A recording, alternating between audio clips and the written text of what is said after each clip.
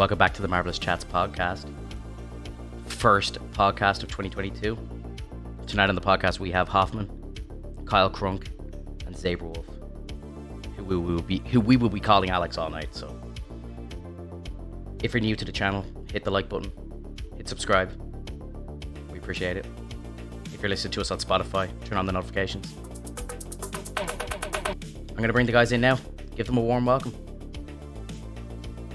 Here we go.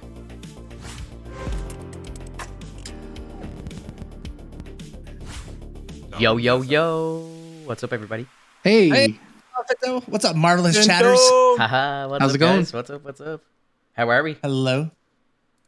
How was the Oh, week? we're fantastic. I gotta Exhausted. say, right off the bat, Hofmvn, I absolutely love the background, dude. Oh, you like Stark Tower over here? It's nice outside. It's looks like it's raining, but it looks don't great. pump him up any more than he's already pumped up about it. That's great, He's dude. already I got love his own little bicycle pump over there, fucking. it. I love it, dude. I love it. I don't know if any of you guys watched like the Den of Nerds, but he does a cool thing where he has this whole intro to his streams where he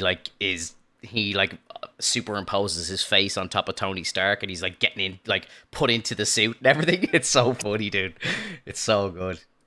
Love it. So That's what I gotta good. do now. Yeah, I'm just gonna put a suit here up the for game. everyone. Up the game. Yeah, we're good.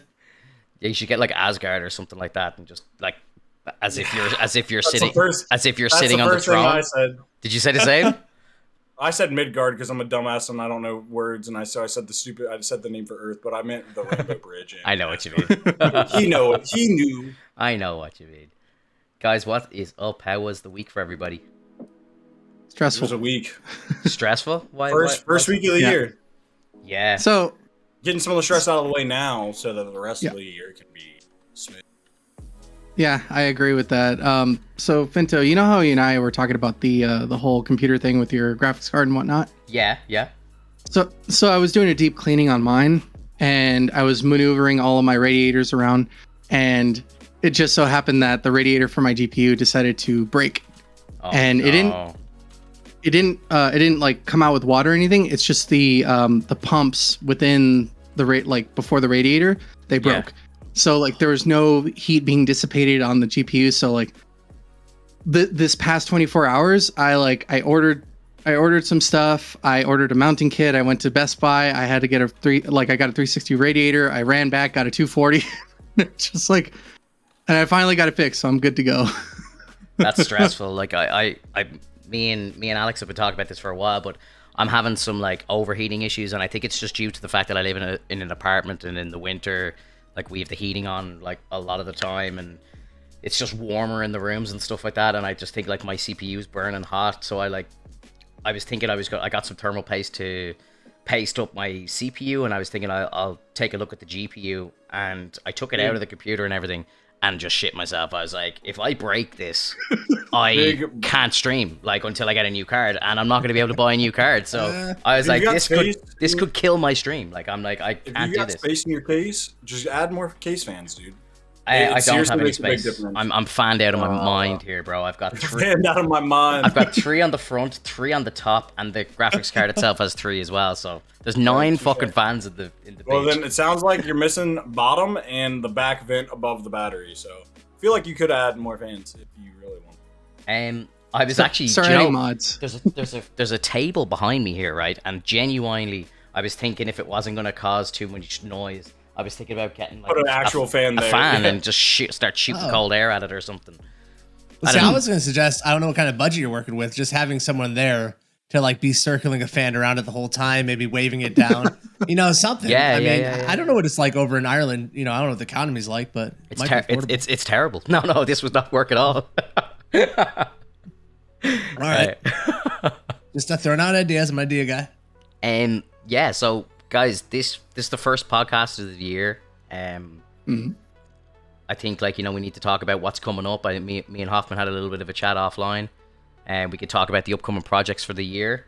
I've got a couple of notes on a bit of news from the week, and maybe some rumors as well if we want to dip into that too. So let's kick in, I think. Yep. First of all, the first thing I heard, obviously, was that Morbius is now, I think, the most delayed movie in ever made. Like, I think that's Yeah. I think that's official now. It's been delayed till April, and Sony came out and said that it was delayed till April because of the success of Spider-Man. I don't know. What? I don't know Which what makes that, perfect exact- sense. I don't know. Like, from a business point of view, I know. Like, for me, it would make sense that they would want to ride the wave. Like, you know, everyone's so hyped up right now. To me, it would make sense to release something soon enough that's kind of connected, right? Whereas what I think is actually going on is I think they've delayed it because they're probably going to shoot a new like after credit scene or potentially some new footage with maybe Andrew Garfield. I think that's the big kind of consensus going around, because I know he's definitely dying to do some more stuff, and I think that, you know, it's been confirmed that the Morbius universe, like, he has the same Oscorp tower as Andrew's universe and stuff like that. So I think maybe, like, you know, after the events of No Way Home, Andrew goes back to his world, and then the Morbius movie happens. So I don't know. See, I was like kind of popping around in my idea when you were saying that. It's like they're worried about the Omicron virus and all the lockdowns that are starting to go back on around the world, right? And locking the movie theaters down. That's true. so if you take like Spider-Man, which was such a huge, you know, it's probably like 1.5 billion made at the box office by now. Like, it's just a huge, massive hit. And so then if you have Morbius come off of that and it doesn't get the box office pulled because of like people not coming out to the movie theater, it's just going to look like a nothing but a failure, like a complete failure. If it, you know, it's got to break, you know, probably 500 million to make people not say it's a failure. I don't know what they spent on it. Yeah, they're totally scared. Yeah, and They're because probably of the gonna let success, another movie flop really quick. They're like, "What? Hey, let's put out one of those other ones real quick. If it flops, then we'll do better than that one at least." But like Sony, like, this movie, like No Way Home, is like their like biggest movie of all time now, officially. Like, so, do you know what I mean? I think even if they were to take a loss, like, kind of who cares, right? And like, I don't know how much money Let There Be Carnage has done, but like, I'd say it's 400 million. Educated guess. I think it made a lot more than that too. Yeah, I think so. I think look it up. I think Morbius is going to make more money than that, because it looks like a movie that's going to be twice as good. You know what I mean? Yeah. Like, I think that movie is going to be a lot better. Oh, you know what? I'm a complete jerk. Finto, you are spot on. As of November 4th, 2021, it's made 400 million worldwide. That's I'm not surprised by that, to be honest. Yeah, that's not bad for their rating at all. Yeah. Never mind. I'm sorry. Updated to 500 million. So they're at 500 million. Okay. Well, even still, What's 100 million here or there? You know, $500 million, right, is a lot of money, right? Let's be real. It's a lot of money. The movie probably cost 200 mil to make at most. So they did, you know, they were up. And I just think that if it was purely for financial reasons, I think they would have gone ahead with it, because I think that Morbius movie could have made about 700, I'd say, easily, because it's Jared Leto. It looks like a good movie, solid trailers, and, you know, like, Michael Keaton's in it, and people are going to be like, how the fuck is he in it? Is this connected to No Way Home? You know, people are going to be hyped up. They're going to want to see what's next. Like, so I don't think that it was due to that reason that it happened. I think that they're bringing in Andrew or somebody, maybe Tom, somebody. They're bringing someone in for reshoots to maybe sync it up a little better with No Way Home. That's my educated guess. I mean, with Michael Keaton though, it's almost seems like it is the Tom Holland universe. In which case, like, that'd be cool if Morbius was already tacked into the MCU that way. I know it's mainly Sony for this, but like, we do have this Venom symbiote that like latched off at the post-credit scene of like No Way Home, but we could see it as this being a time later kind of situation where, you know, Morbius is aware of Venom, Morbius is aware of Spider-Man, Morbius is aware of like a bunch of different heroes. And so it'd be really cool to tack it into the MCU rather than Sony, because then, you know, of course we get Morbius, and then, you know, coming Blade and the Black Knight, like, it's gonna really like shine in, especially for like the vampire stuff. Yeah. Like, I just, you know, I think there's a lot of like speculation that, you know, there would be maybe something to do with Multiverse of Madness or something that gets him over to the MCU. But, you know, from what we saw in No Way Home, it was the fact that the people that came over knew Peter Parker. This Morbius has no connection to Peter Parker, so it's not gonna. I don't think it can be the Michael Keaton thing. I don't think that can be explained by him coming across from the spell. I don't think that makes any sense. But maybe somehow Keaton got into the Sonyverse or something. I don't know. Mm-hmm. I really don't know. I wouldn't be surprised if his Vulture over in the Sony universe has nothing to do with the MCU outside of him. He's just a like different basic character. Yeah, just like a variant, right? Like he's just this same character, different universe. No connection. How dare they? That'd be so. They'll dare. Hell, they'll dare. Yeah, that'd be crazy. Like everyone's thinking it's Vulture, but maybe imagine it wasn't at all. That's crazy. Yeah. Yeah. And he might be Vulture. Like he might be Vulture. It's just not the Vulture we know from the MCU. Like what maybe they establish he has like a different daughter. That's how you know it's like a variant. That's not like the same character. Maybe they use different cast there. Because I'm with you. I don't know how they explain him being there. It makes no sense that he's there in that movie. I don't trust Sony to come up with a very logical reason that they're there. Like no. Like bringing in Venom into No Way Home was a stretch at best. Yeah. So that didn't make a ton of sense either. And I don't know, man. It's a weird one. Yeah, like it's just if the movie came out after Multiverse of Madness, I would say whatever events happen in Multiverse of Madness, maybe Doctor Strange makes a prime universe or something like that, and then they're all in it, and that would make sense as to how they're all in the MCU maybe going forward. But it looks like this is going to be out before, because obviously this is out in April now, and Doctor Strange is out in May, so I don't think that Sony are going to jump ahead of the continuity. I don't think they'd be able to do that, right? Yeah, I mean, it would definitely, if they would give something away from Doctor Strange, I don't think MCU would allow that. Like Kevin Feige would put a stop to that. You're right. Yeah, I'm curious. Yeah, it would have to be tacked on. It's sad that that's like the most interesting part of the movie for us so far. It's like, how does Michael Keaton fit in? Well, like they have the spray painting on the wall of like Spider-Man and Murderer after it, but it looks like Toby's suit.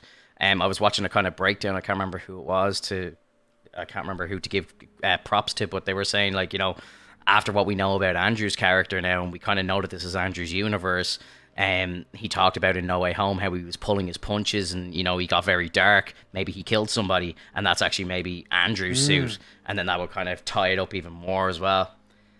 True. God, if Andrew comes back into like the Sonyverse, that's just...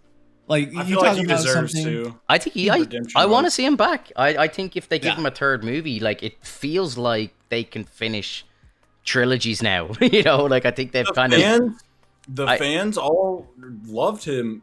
Like the reaction to him being back, I think might have been better than either other Spider-Man, because like he got done dirty. He stole the show. Everyone knows it. He stole the show, bro. Like he really did. So good. Everyone loved him. I don't know if you saw him Discord. I put up a thing there today. Apparently, he was saying in an interview that him and Toby went to on the opening night. The two of them went to a random theater for a preview screening of the movie in disguise, and the two of them just sat there and watched it, and no one knew that they were in the cinema watching it with them. Could you imagine, like, Superside just like, that motherfucker looks like Andrew Garfield? What the hell? You're not even focusing the whole time. You're just like staring at like the side or back of his head, like this. If there's clearly an open spot, I'm gonna sit next to them and be like, "Hey, you want some popcorn?" Yeah. No, that's when you pretend like you have to go to the bathroom. Your eye? Yeah, pretend like you need to go to the bathroom and walk through his aisle. Like, oh, excuse me. Yeah. Just to break on the conversation for a quick second, I just want to ask a streaming question. Does anybody who maybe uses Stream Elements, are you noticing that there's like issues with the bot at the moment? I know Hofmvn, you use it. Are you like, my bot just won't work in chat, and it's happening to me almost every stream now. Yesterday I muted the bot in Stream Elements on the dashboard and like unmuted it 5 minutes later, and it came back. I thought maybe that's how you fix it, but it doesn't seem to be working. It's very annoying. Are you any of you guys noticing this? Yeah, sometimes like my bot won't connect to it. It won't like disguise itself as RoboDrunky. Sometimes the bot just isn't in the channel at all. I think it's just their servers. I think it's hit or miss. I've never had I've been streaming for nearly 3 years, never seen this issue before, and Elements I can see is in the list of moderators right now, but the bot just won't work. It's so frustrating, dude. He's lurking, being a little bitch. He's lurking, but he's doing fuck all in the chat. Come on, do something, you prick. Anyway, go on. Sorry, back to conversation. I apologize everybody who's in the chat, but the bot's not working. crazy to me. Like, if you were to like tell me or ask me in 2019 if I ever thought Andrew Garfield would get back at Spider-Man and then like be put into the Sony universe as a Spider-Man, like, no way, bro. Like, that is not something I ever thought was going to happen. I'm shocked and excited that they actually pulled that off, and that he has a possibility of coming back as Spider-Man into this Sinister Six, where like I don't think he's ever going to get a movie as Spider-Man again, but like I think he's definitely going to be part of like in the Sinister Six movie that they're building. Yeah, like he's going to be part of that, which is just crazy. I think they're building a live action Spider-Verse like Into the Spider-Verse, and I think Andrew Garfield and Tobey Maguire will be Spider-Man that will just start dropping into movies. They'll have small cameos. They'll come in and do like what they did in No Way Home. They'll come in and do that again. I would say a couple of times. And I really would not be surprised if we got Amazing Spider-Man 3 and Tobey's Spider-Man 4 as well. Like everyone is gunning for it online. They all want it. Everyone wants it.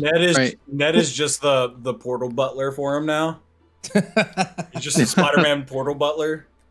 Yeah, I was thinking. That's the dream. After my second watch of No Way Home, I sat there and I was thinking to myself, like, you know, there's a couple of holes in the storyline. Like, you know, it's like, isn't it like, you know, what does Ned remember of that day? You know, it's like, is he becoming a sorcerer, but he doesn't remember why he was there?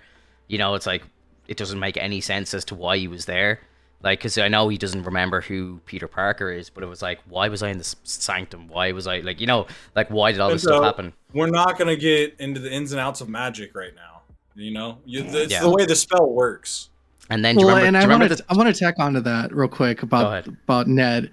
We only saw him use the sling ring, okay? Like, we didn't see him start casting magic here and there. We use the sling ring. Look how he used.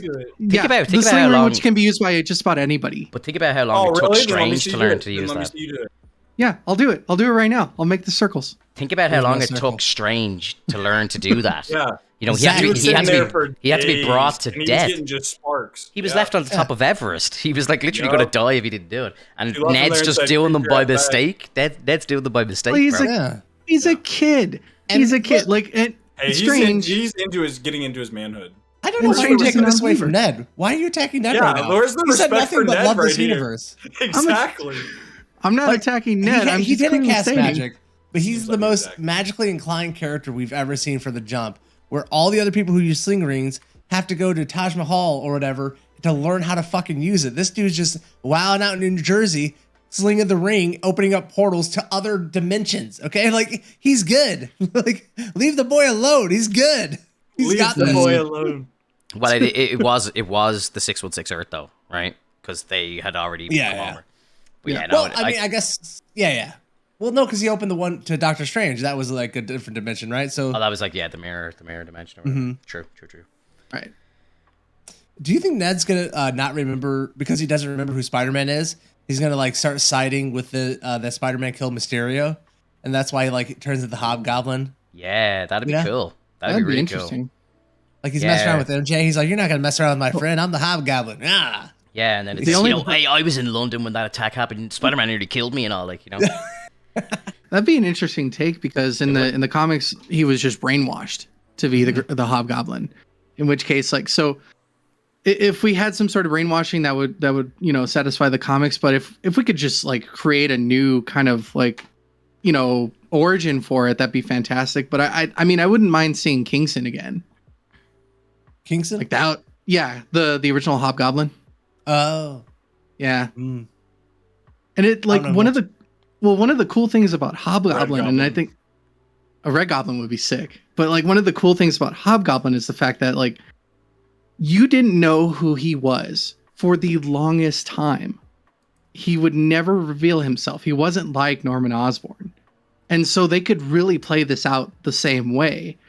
And then ultimately form it out to be Ned, because we know Ned already, and we know that Ned has special powers apparently, and I could see it fitting that way. But other than that, like I think an original like comic based origin would be fine. But if they're gonna do Hobgoblin, I really think they should do it the same way as the comics and not reveal like the face for like maybe a couple movies even. I like that. I heard there was an idea for an after credit scene for No Way Home where it was panned to Tom Holland sitting at a computer and he's Google searching Norman Osborn, and he basically finds like the Norman Osborn of the 616 and it's a different person. And basically there was a comic run where Norman, I don't know if it was an alternate universe, but he becomes like the next Iron Patriot and tries to take over as Tony Stark. He buys Stark Tower. He tries to basically become the next Tony Stark. And I think that'd be kind of a cool story, and especially with Armor Wars and stuff like that. You know, you could potentially have that storyline come in to the MCU and then link in with like Spider-Man 4, which I think would be kind of interesting. Mm-hmm. It would be. Yeah. And then you kind of get an Iron Man back, you know. Spider-Verse is going to go so deep, man. Yeah. Like, will we ever see Spider-Man in Avengers again? Yeah, he's just going to be off doing his own thing, making a couple $1 billion. Well, yeah, and I think I'd be okay with that. Sony confirmed that the next solo Spider-Man movie will be Tom Holland. And the fact that they had to come out and confirm that is quite interesting in itself. You know, they had to come out and confirm that the next movie would be starring Tom Holland. Oh, yeah, for sure. You know, Tom Holland's agent was on the phone real quick. Yeah. Yeah. Like, hey, guys. Because, like, they have, like, all the rumors of, like, you know, the Madam Web stuff and the Spider-Verse stuff and Venom 3 and potentially more Venom stuff, and it's crazy. It's crazy. There's like so much, and then like obviously Craven, Morbius, all the like little sub characters, Sandman getting his own show, a Rhino show, all this weird shit going on. Like literally, the Spider-Verse will have its own kind of MCU. There's going to be that many. There's going to be that much shit attached to it. Like, you know, it's crazy. Mm-hmm. It's absolutely crazy.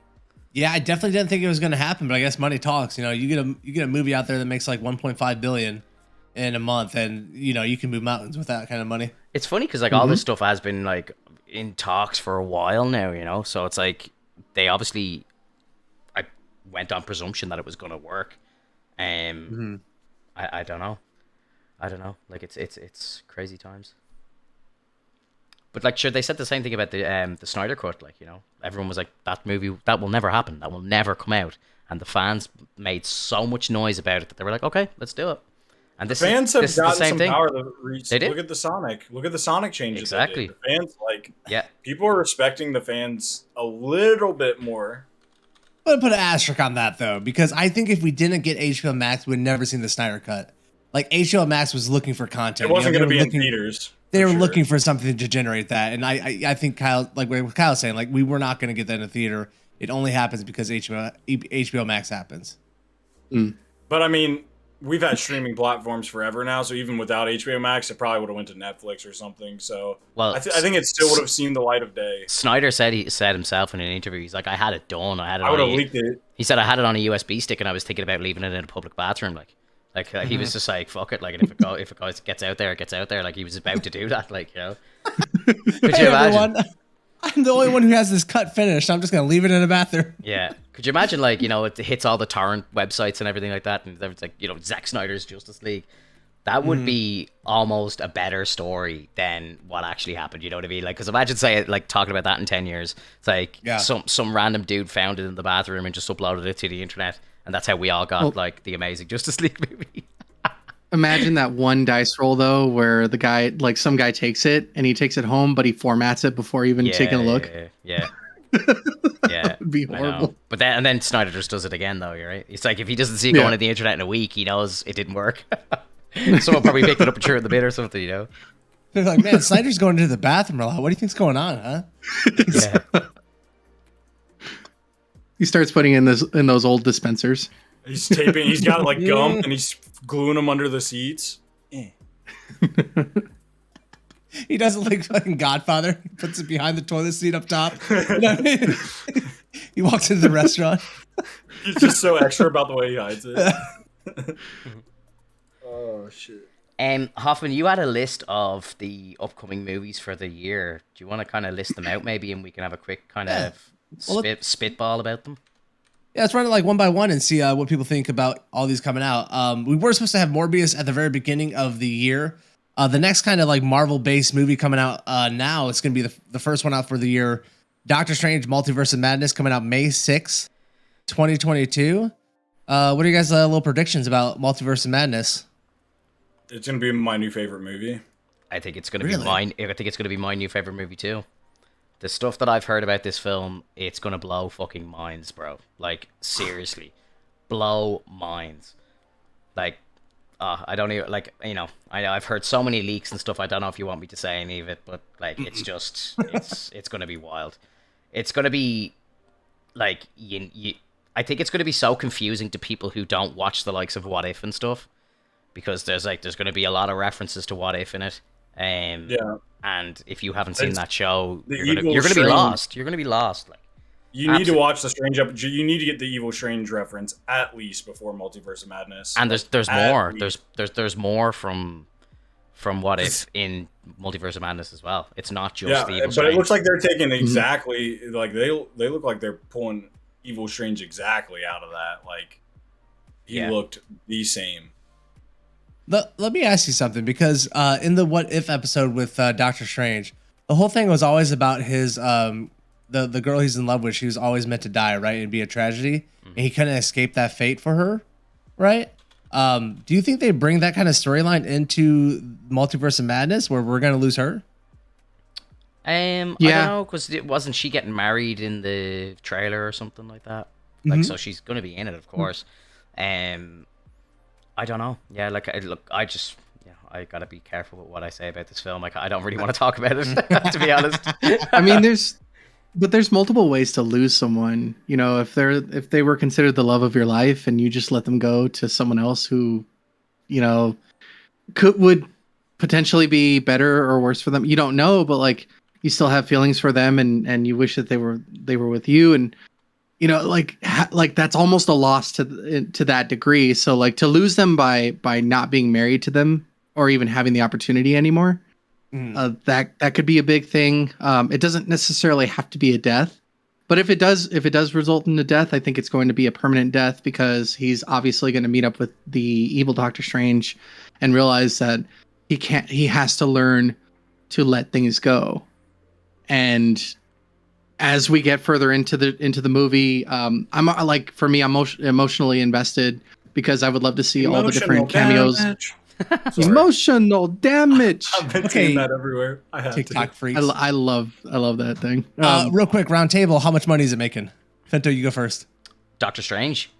Yes. Doctor Strange will do $1 billion. 1.3. Yeah. 1.3. Okay. 800 million. 800 million. God dang it. Mm-hmm. All right, I'm gonna go ahead. I'm gonna say 801. 1.3 and 1. 1.3 and 1 is gonna be mine. Can I go $1? Yeah. I was gonna do it. They said 8. I thought he was gonna beat me. I love when they would do that, and you'd see everyone there like, so fuck pissed this guy. They'd be like, I'd always love that. That's my dream in life. I always love that in auction things, like, where it's like, I bid like $5,000. It's like $5,001. It's like, fuck you, bro. So horrible. All right, the next release for the year after that is going to be Thor Love and Thunder, is coming out July 8th. What are you guys' predictions for Thor Love and Thunder? I think that's going to be a smash hit for sure. Like, automatically I'd say that'd be over $1 billion. Yeah, I think so too. There was a poll done, I think, by like IGN or one of these places, or I can't remember who it was, but they were saying, most anticipated MCU movie of the year, and Thor actually won that. So I would think that Doctor Strange 2 Doctor Strange 2 will be a better film, but people want to see Chris Hemsworth more, And my prediction is potentially that he dies in this movie. I think he might, but I don't know, because I think he's going to be in Guardians 3. So would they be bold enough to kill him in Guardians rather than in his own movie? I don't know. The thing that is stuck in the back of my head is just like, kind of similar to Chris Evans and Robert Downey Jr. and all these people. Like, he's one of the originals. He's coming to the end of his contract. He's probably not going to renew it. So I would not be shocked if he bit the bullet, as they say, and died in his movie, or maybe died in Guardians 3. Yeah. But you, Kyle, what do you think is going to happen in this movie? I think just under $1 billion, 900 mil. 900 million for Thor? Sorry, I didn't even say. I think this does like similar money or same money as No Way Home. I feel like Thor's standalone movies have been at least critically acclaimed wise, some of the weaker movies in the whole MCU. So I think maybe for some reason, I don't know why, people just are never as big on the Thor standalone movie. So even though it seems like it's most, like it's what people are looking forward to the most this year, I don't know. Yeah. Like I'm looking forward to it. I think it's going to be good, but I'm right there with you. I think this movie is going to be the biggest hit. I think it's going to be like the summer movie, right? Everyone's going to be dying to see it. The trailer is going to blow people away. Like everyone's going to be in the mood for it. I think this thing's going above 1.5 million, or I'm sorry, billion.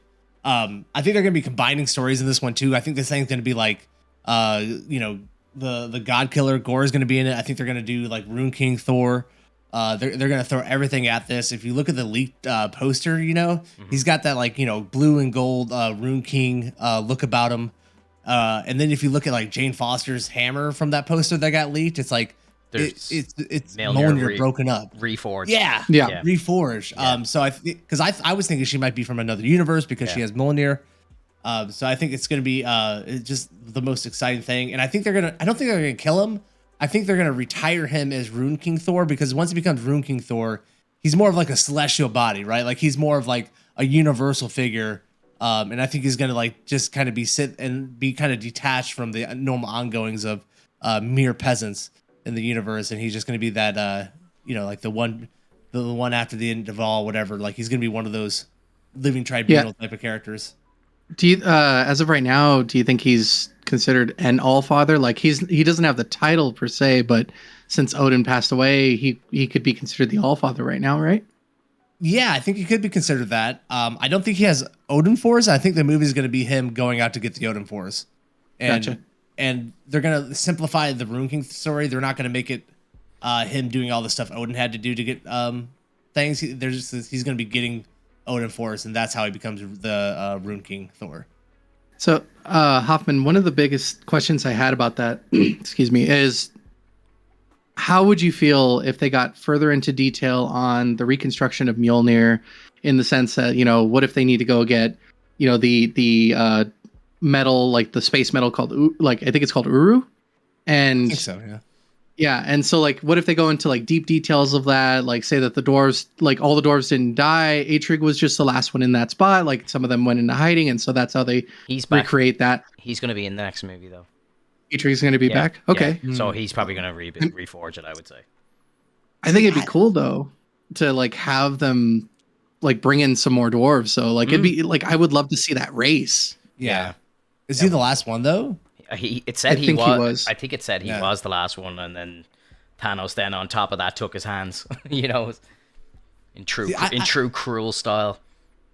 I feel like it's going to be simpler than that because it's a Taika Waititi movies, and his movies are always pretty quick, right? Everything's moving. I think she's going to go wherever the hammer is, and she's going to touch the handle, and it's going to reforge, and like she's going to come out looking like Thor. And it's like, oh, there we go. Now we're off to the next thing. Like, I think it's just going to be really quick. I don't think the movie's going to be about the hammer Mjolnir.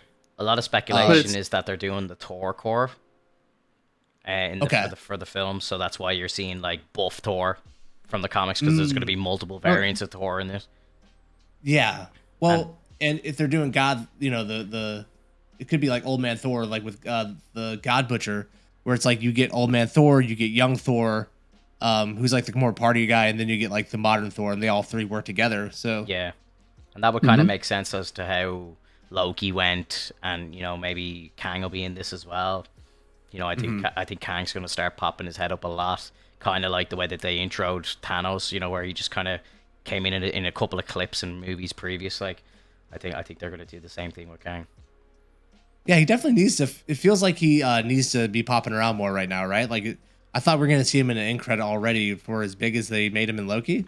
Yeah, I think they're just waiting for. I think they're just waiting for a movie to come back, and I think the next big movie. I think he'll be after credit scene, and like I think he will be in Doctor Strange too. Like, I think he'll be in that movie. Gotcha. I think Loki will be in that film, and I think it'll all be explained, and then he'll start popping up everywhere. Then after that, because we know he's the main villain for Ant-Man 3. So like that'll be his kind of Infinity War or whatever you want to call it. Sure. And I know that we were talking about the possibility, Hofmvn was thinking that the Fantastic Four could be like either in the past or like, maybe even Finto was saying that they're in the quantum realm. It makes perfect sense because if you remember from Ant-Man and the Wasp, Janet Van Dyne has telepathy and is able to like, possess people in a sense, just to, to get the help. So, I mean, who's to say that they don't just throw them in the quantum realm, just like you said, and that's how they go from like the 1960s kind of family to the modern day, just like Hofmvn wanted. And they pop out with powers because they've been in there for so long, and it just seems to work well. Let's do it. All right. Next up in the year after we get Thor in October, we are going to get Spider-Man Across the Spider-Verse, the part 1. What's your guys' take on Spider-Man Across the Spider-Verse? I think it's going to be massive. Is this live action or animated? It's animated. It's the sequel to Into the Spider-Verse, and I think with how big that movie was, this is just an absolute instant success. Like, $1 billion movie all day, just by being released. Like, I genuinely think it. So many people have such a strong opinion of this. Like, I see so many like Marvel creators on like TikTok and shit doing like lists of their favorite movies, and Into the Spider-Verse is always top 3. Always. There's so much love for this movie going around, so I think it's going to be twice the movie that the first one was. I think it's going to be insane. 100%. I think that we're going to see a more serious version too. Like it was kind of a little bit more fun in games. It had like a good mixture, but I really think it's going to be a little more serious in terms of them going into the 2099 universe and seeing Miguel. Like, that suit looks insane. Like, I'm hoping that like we get to see all the different abilities of Miguel, and that people get to be more informed of like that comic series. And I think it's going to look insane if they decide to add, even more heroes beyond the Spider-Man. Like, I think it would be really cool if they added like another hero that's like also like very beloved, just for like a quick moment. I mean, that would be a cool cameo. But if they just keep it all Spider-Man, it's going to be solid. Yeah. What about you, Kyle? I think a lot of it for me relies on the soundtrack. I think it's gonna be a really good movie, but like the soundtrack is like a third of how good that first movie was to me. It was so visually stunning, though. It was like it was a trip. Yeah, it was. But you still see like anything that has to do with PS5 Miles Morales game. You get like there's a soundtrack that is accompanying anything when people think of Miles now. Like it's like hand in hand. So I think it's gonna be really good. I think the soundtrack needs to be a banger though. Yeah, it will be. I think you guys are all pretty spot on. Like, I'm excited to see how they expand the idea of like the Spider-Verse and what they can do with it, right? Like, where they're going into like 2099 with like Miles leaving his universe instead of everyone coming to him going to other places. I think is gonna be really fun. I think Finto has a bold prediction with the $1 billion. I don't think this thing's gonna make but like 500, maybe 600 million. Has an animated movie ever made $1 billion? That's a good question. But this one only made like 382 million. Like it was a really low box office number. People weren't ready though, but now they know. Now they know. That's why I think it's really now they know. Yeah, it's gonna do more, but I don't know if animated movies do billions. Frozen 2 would probably be the biggest animated film of all time. Maybe Toy Story.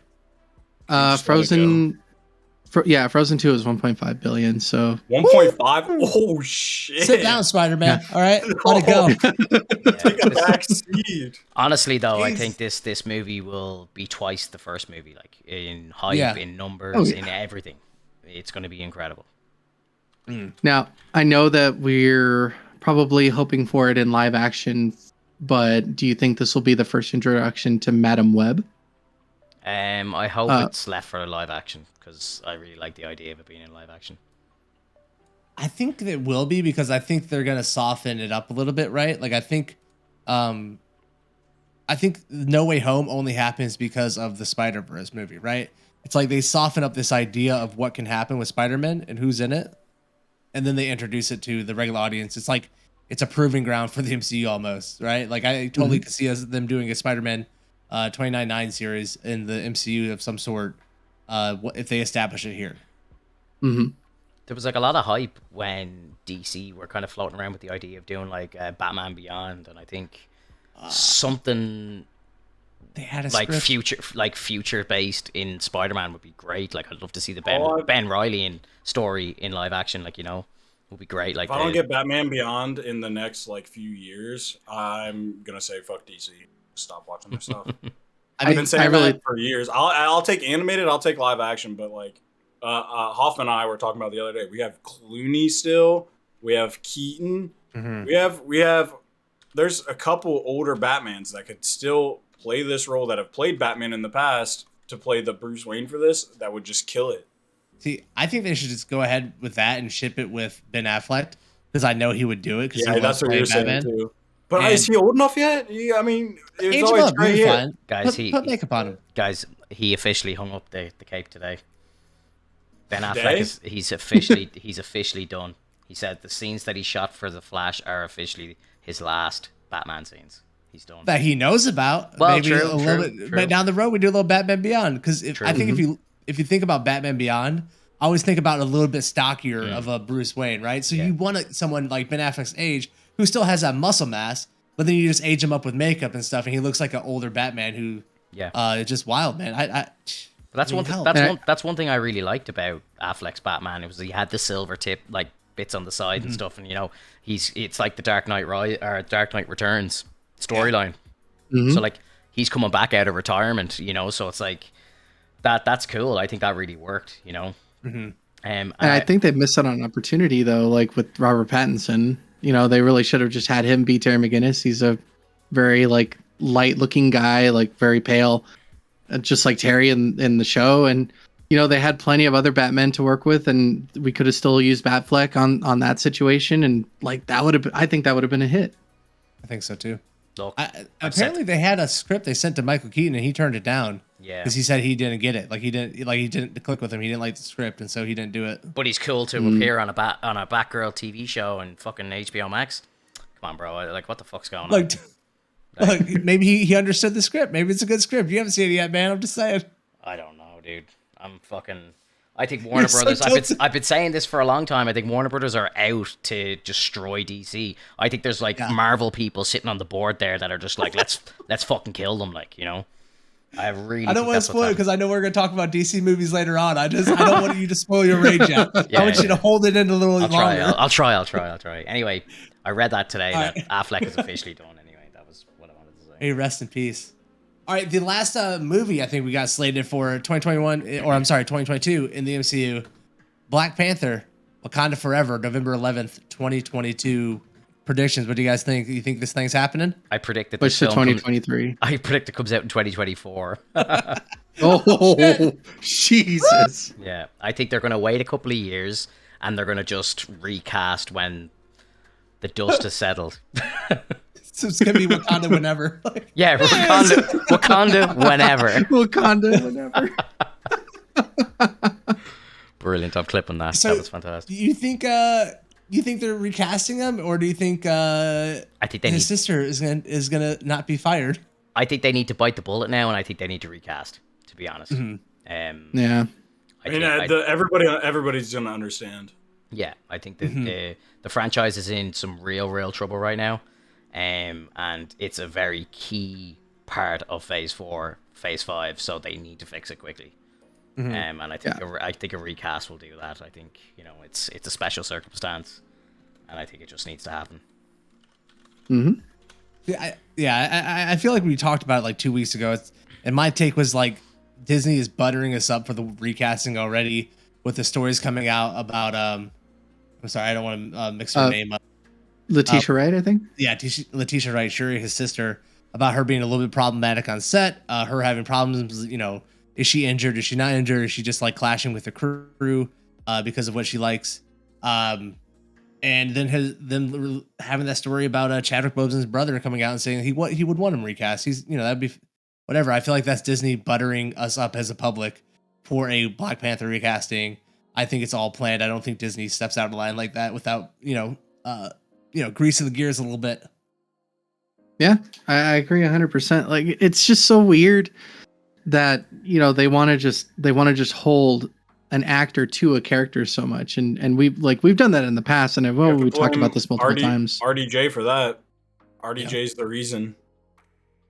Yep. Yeah, Yeah, I could. Yeah, but I mean, even then, like, there's so much story to be told. There's so many things that can happen in the world. There's so many people that can interact with that character that you don't want that character to just outright die after, even though they've officially died on screen. Like, you can bring them back in a different way. Like, we've talked about this before with Tom Cruise coming back, like, for it, you know, and other characters that could fill the role. Like, you know, Kang bring him back. Yeah, a variant, and then they could have like they could actually have a better play on the more of him being the genius, as because like they haven't had that play on it, and like we mentioned sometime last year on one of the casts, he's supposed to be one of the top 3 smartest people in the MCU, and we haven't. You don't get that feeling from what we have so far from the Black Panther movie. So this is their opportunity to right a couple wrongs, and you know. Everybody's going to be understanding. Yeah. Real quick, before we move on from this, if it does come out in 2022, what are we thinking money-wise? Wakanda Forever. A bill for Chadwick. There's gonna be so much people that are just gonna go for that reason because they know there's gonna be some sort of at the beginning or at the end tribute. There's gonna be people that go just for that because like. It's important. It's very like I think this movie is important viewing. Like I think you really need to see where they go with it, how they save the franchise or whatever, you know. So anyone that's in any way a Marvel fan is going to go see this movie because it's going to be like, how do they address it? What do they do to fix it? And like, who's the next Black Panther? What's going to happen? Like, there's so much unknown. You really like, you know, everyone's going to be dying to see it. Yeah, yeah, for sure. Yeah, I think it's going to be huge numbers plus $1 billion. You know, now that they have Captain America 4 announced, it might not be as crucial as I thought it was. But at the time, I truly thought that they were going to have the Black Panther movies kind of be the crossover continuation stories between the Avengers. The same way they did it with like Captain America, they were just going to start putting that inside of Black Panther movies because for some reason that kind of felt like a more natural move because so many characters from Captain America were starting to interface with like Wakanda and stuff, and like the CIA is in Wakanda and they know about it. So I don't know. Maybe it looks. I think you're right. It looks like they've been trying to build that, like with Wakanda making the Sam Wilson suit and stuff like that, and working on Bucky's arm and all that sort of thing. Like, you know, it seems like, and I'm very surprised that there wasn't more of a reference to Wakanda in Hawkeye even. You know, I was surprised there wasn't any like kind of trick arrows from Wakanda or something, you know, which would have been really cool. Imagine like some vibranium like arrows that go through anything. Oh my god. Did Hawkeye ever interact with Black Panther though? I'm sure. In Civil War, yeah. In Civil War. Oh in yeah, Civil War? Yeah, they fought. He was like, he broke his he's bow. like, my name's Clint. Black Panther. Right. Black Panther's the one who broke the bow. That's why his bow was all taped up because it was actually. I don't care who you are. Yeah. Hey, I'm gonna have to dip out here. I think for the next couple casts, I'm only gonna be able to do like the first hour and stuff. That's okay, dude. That's okay. Thanks for being here, bro. Appreciate you guys having me, and yes, sir. Please clip all the Finto DC rage, please. I need it. We might do it as a short. Have a good one, man. Later. Imagine me with a beard when you think of this day. Yeah, for anyone who might be listening to us, Kyle actually shaved his beard, so he was getting a lot of grief in our chat just about that. So you know, he says it was an accident. Every time he shaves his beard, he says it's an accident. It's to work. You know, we know what's really going on. I think anytime anyone shaves a beard, I think there's instant regret once you do it. You know. But sometimes it has to be done, you know? Sometimes it does. Yes, sir. So that's all the movies that are coming out for 2022. Now we got Disney Plus. The first one up. These really don't have release dates yet, but we know they're coming out in 2022. The first one we got is Moon Knight. So big rumors that Moon Knight's actually going to hit Disney Plus next month. We're getting it in February apparently, which is great. Yeah. And it might maybe line up to why we're getting like 7 episodes of Boba Fett. Me and Hofmvn were talking about like this on a video that we did yesterday. It was kind of like strange that they're doing 7 episodes of Boba Fett. Like, it's just a weird number, and I wonder, are they doing that to line it up with the release of maybe Moon Knight? You know, so like, because I think what Disney Plus's plan is is they want to have everybody sitting in on a Wednesday night watching Disney Plus. So there's going to be new content nearly every Wednesday for the entire year. You know, I think that's what they're really planning. So that would make sense. Yeah. I agree with that. And like the Boba Fett thing you said, it's like 7 episodes, where the last episode was like 58 minutes, but the first episode was only like 32 minutes or something like that. It's almost like they split that one off real quick, so they could get like the 7. So exactly. And Kijin, I think it was Kijin who brought it up. Somebody brought it up to me today in a comment somewhere. But basically, we were talking about Boba Fett as well, and it was like if you combined those 2 episodes into a intro episode, it would have been pretty fucking fire, you know. But the fact that they split them out kind of wrecked the pacing of the 2 episodes. You know. Yeah. So I think that should have been just 1 episode. But I think I'm right in what I'm saying. I think in the grand scheme of things, they're trying to have something. They're trying to premiere a new episode of content every Wednesday. So I think, like, you know, they'll have Moon Knight running then for another month and a half.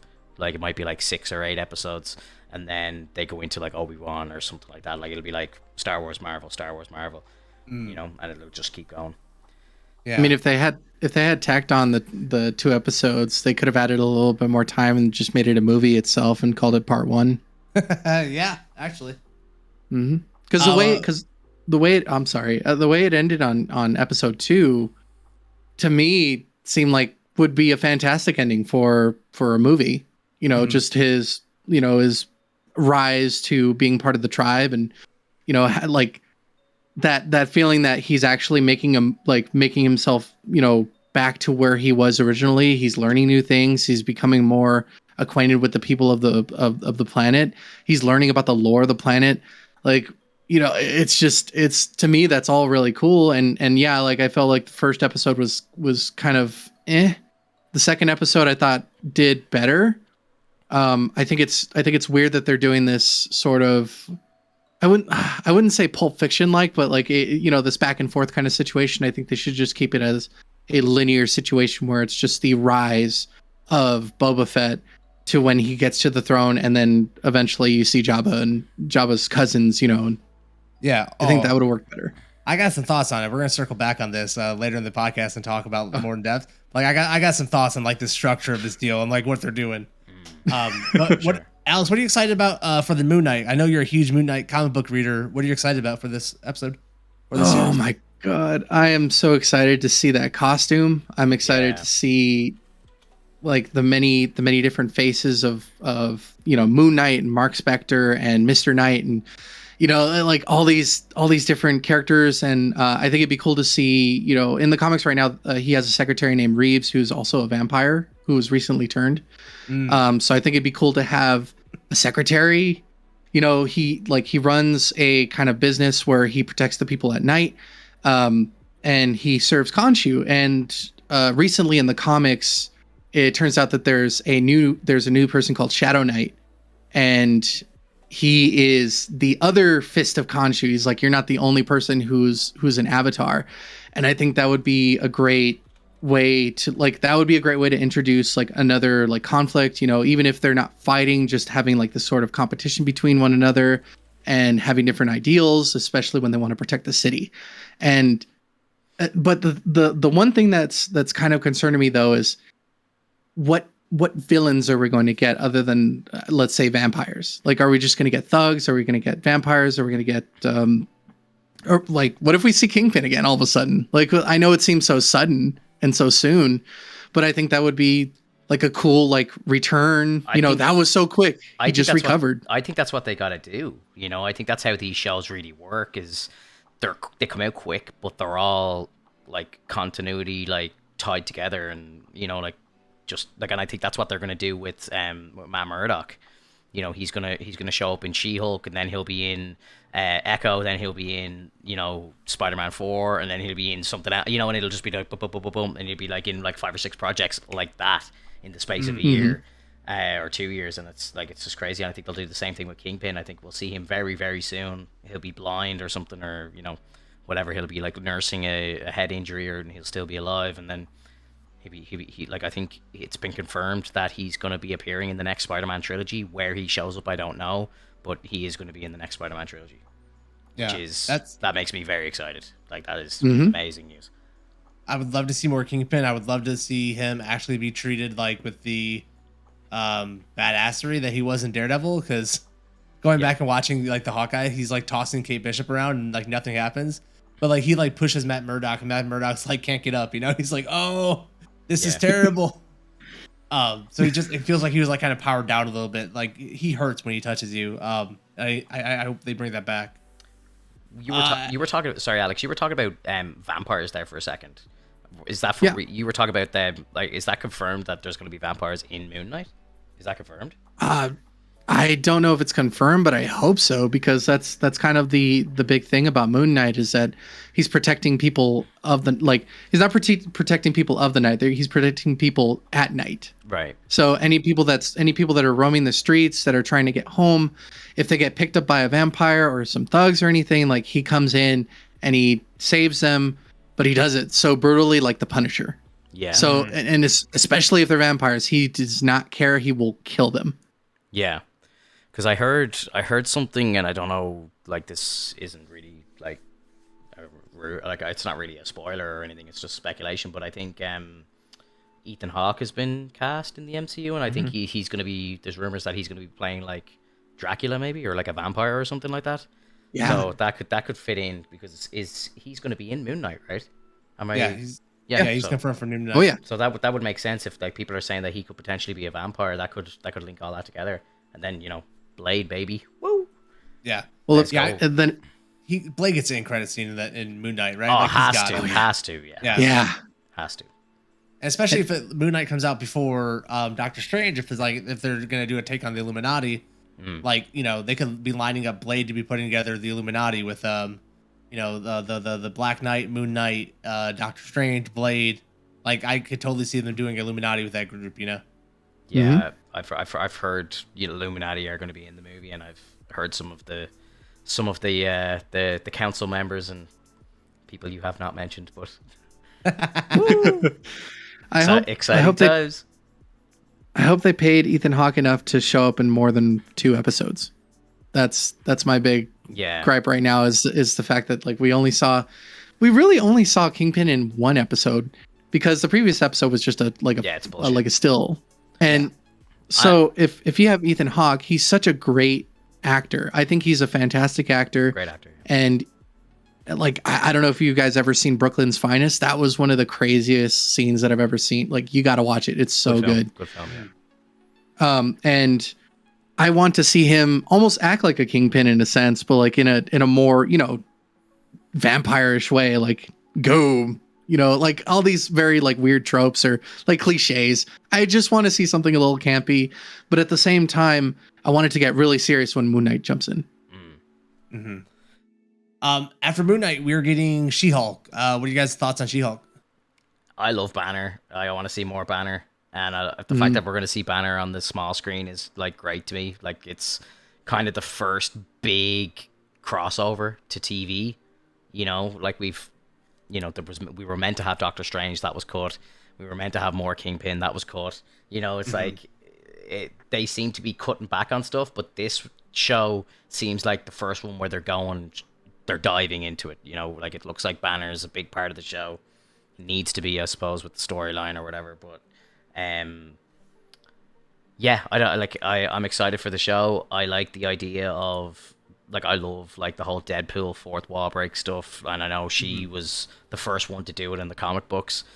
So I'll be interested to see how they do that. I think the show's going to be really funny. I think Ruffalo can be very funny as well.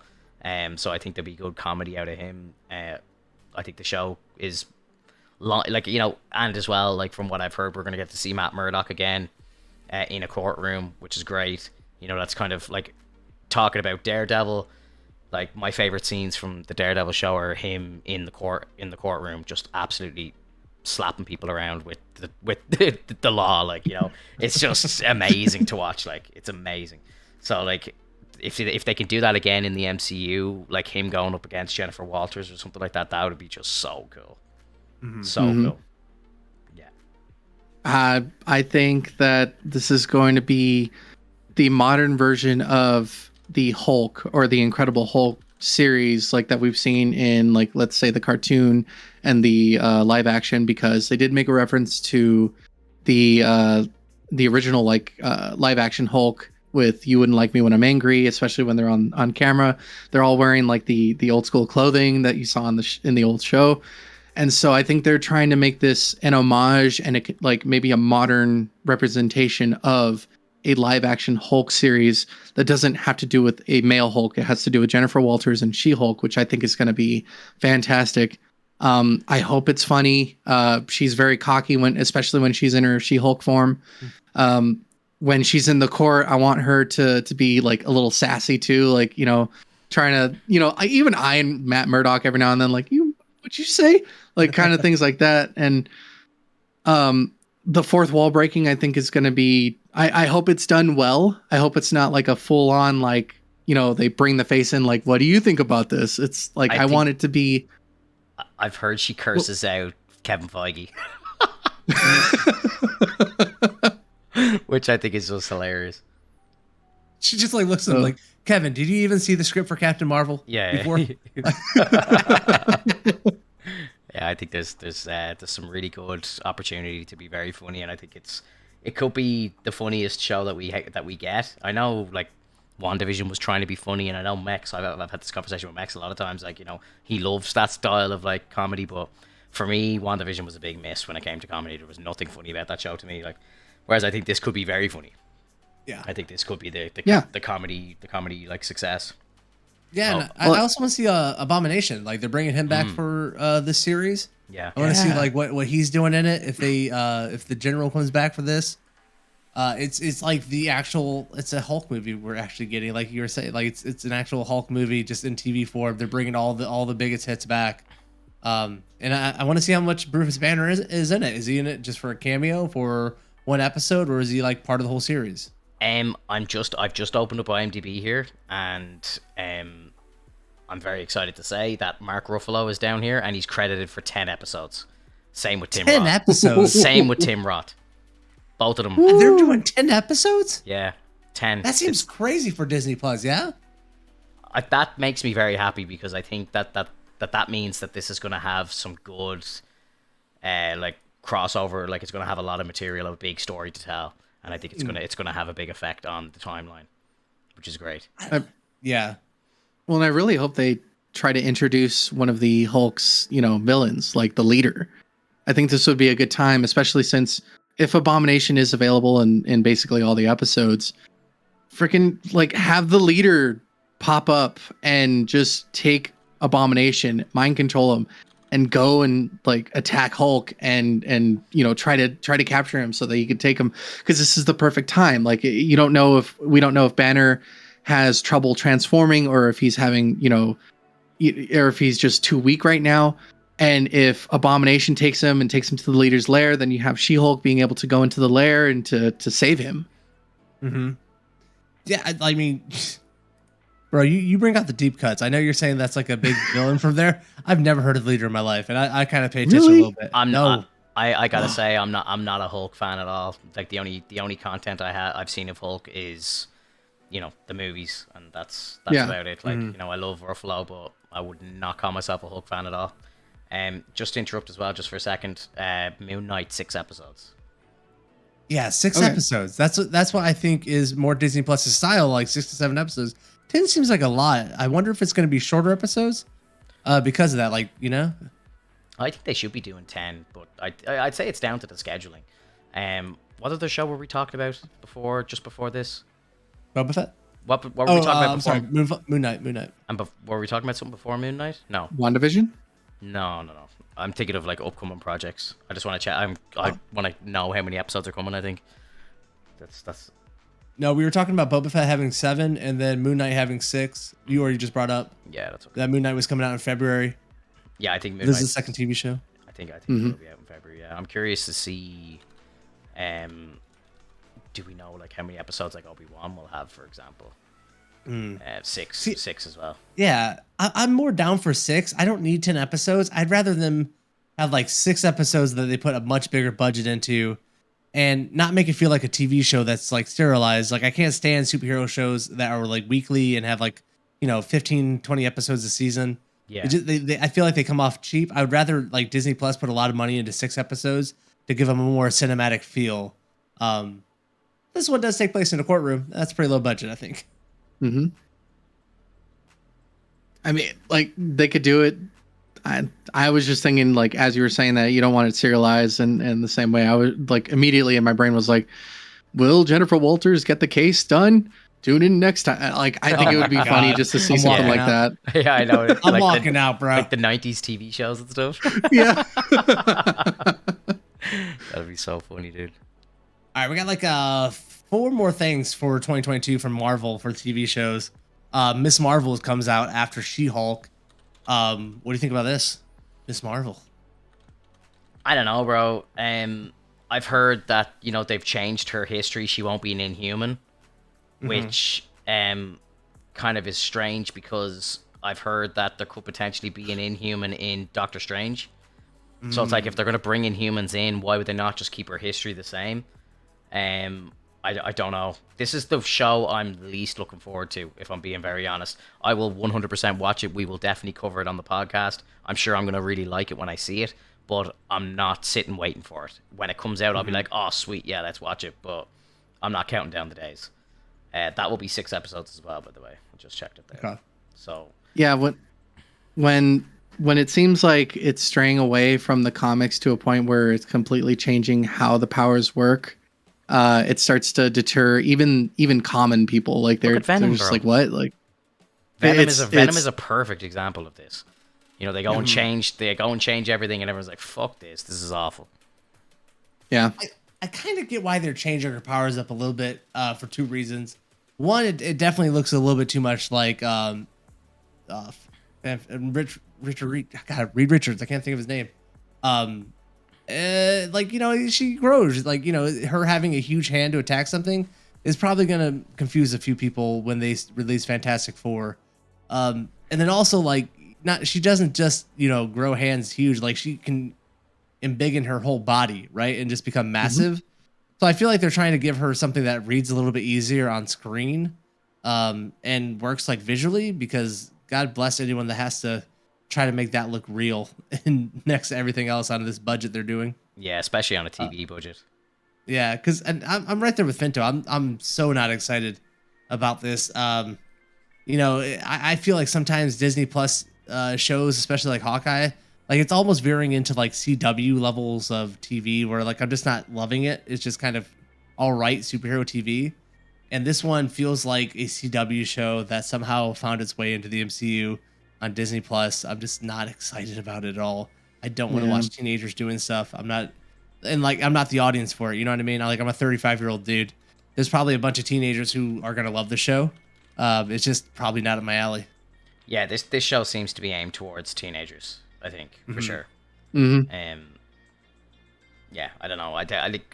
I'll watch it. I'll like it. But I just can't be hyped for it. Yeah, it just really depends on what the plot is going to actually give us. Like, you know, as far as we know, all we know is that her powers were altered. She really likes Captain Marvel, which is why she decides to wear the costume, like in one of the scenes that you see. But other than that, we don't have anything else. Like, we don't have anything to be excited for. We don't have a villain. We don't have like conflict at all. Like, we just have this young woman who decides like, oh, I want to be a hero after getting powers. Yeah. That Avengers game that they brought out a couple of years ago, which was an absolute failure, but I quite liked the original campaign of that game, and I enjoyed Kamala's story in that game.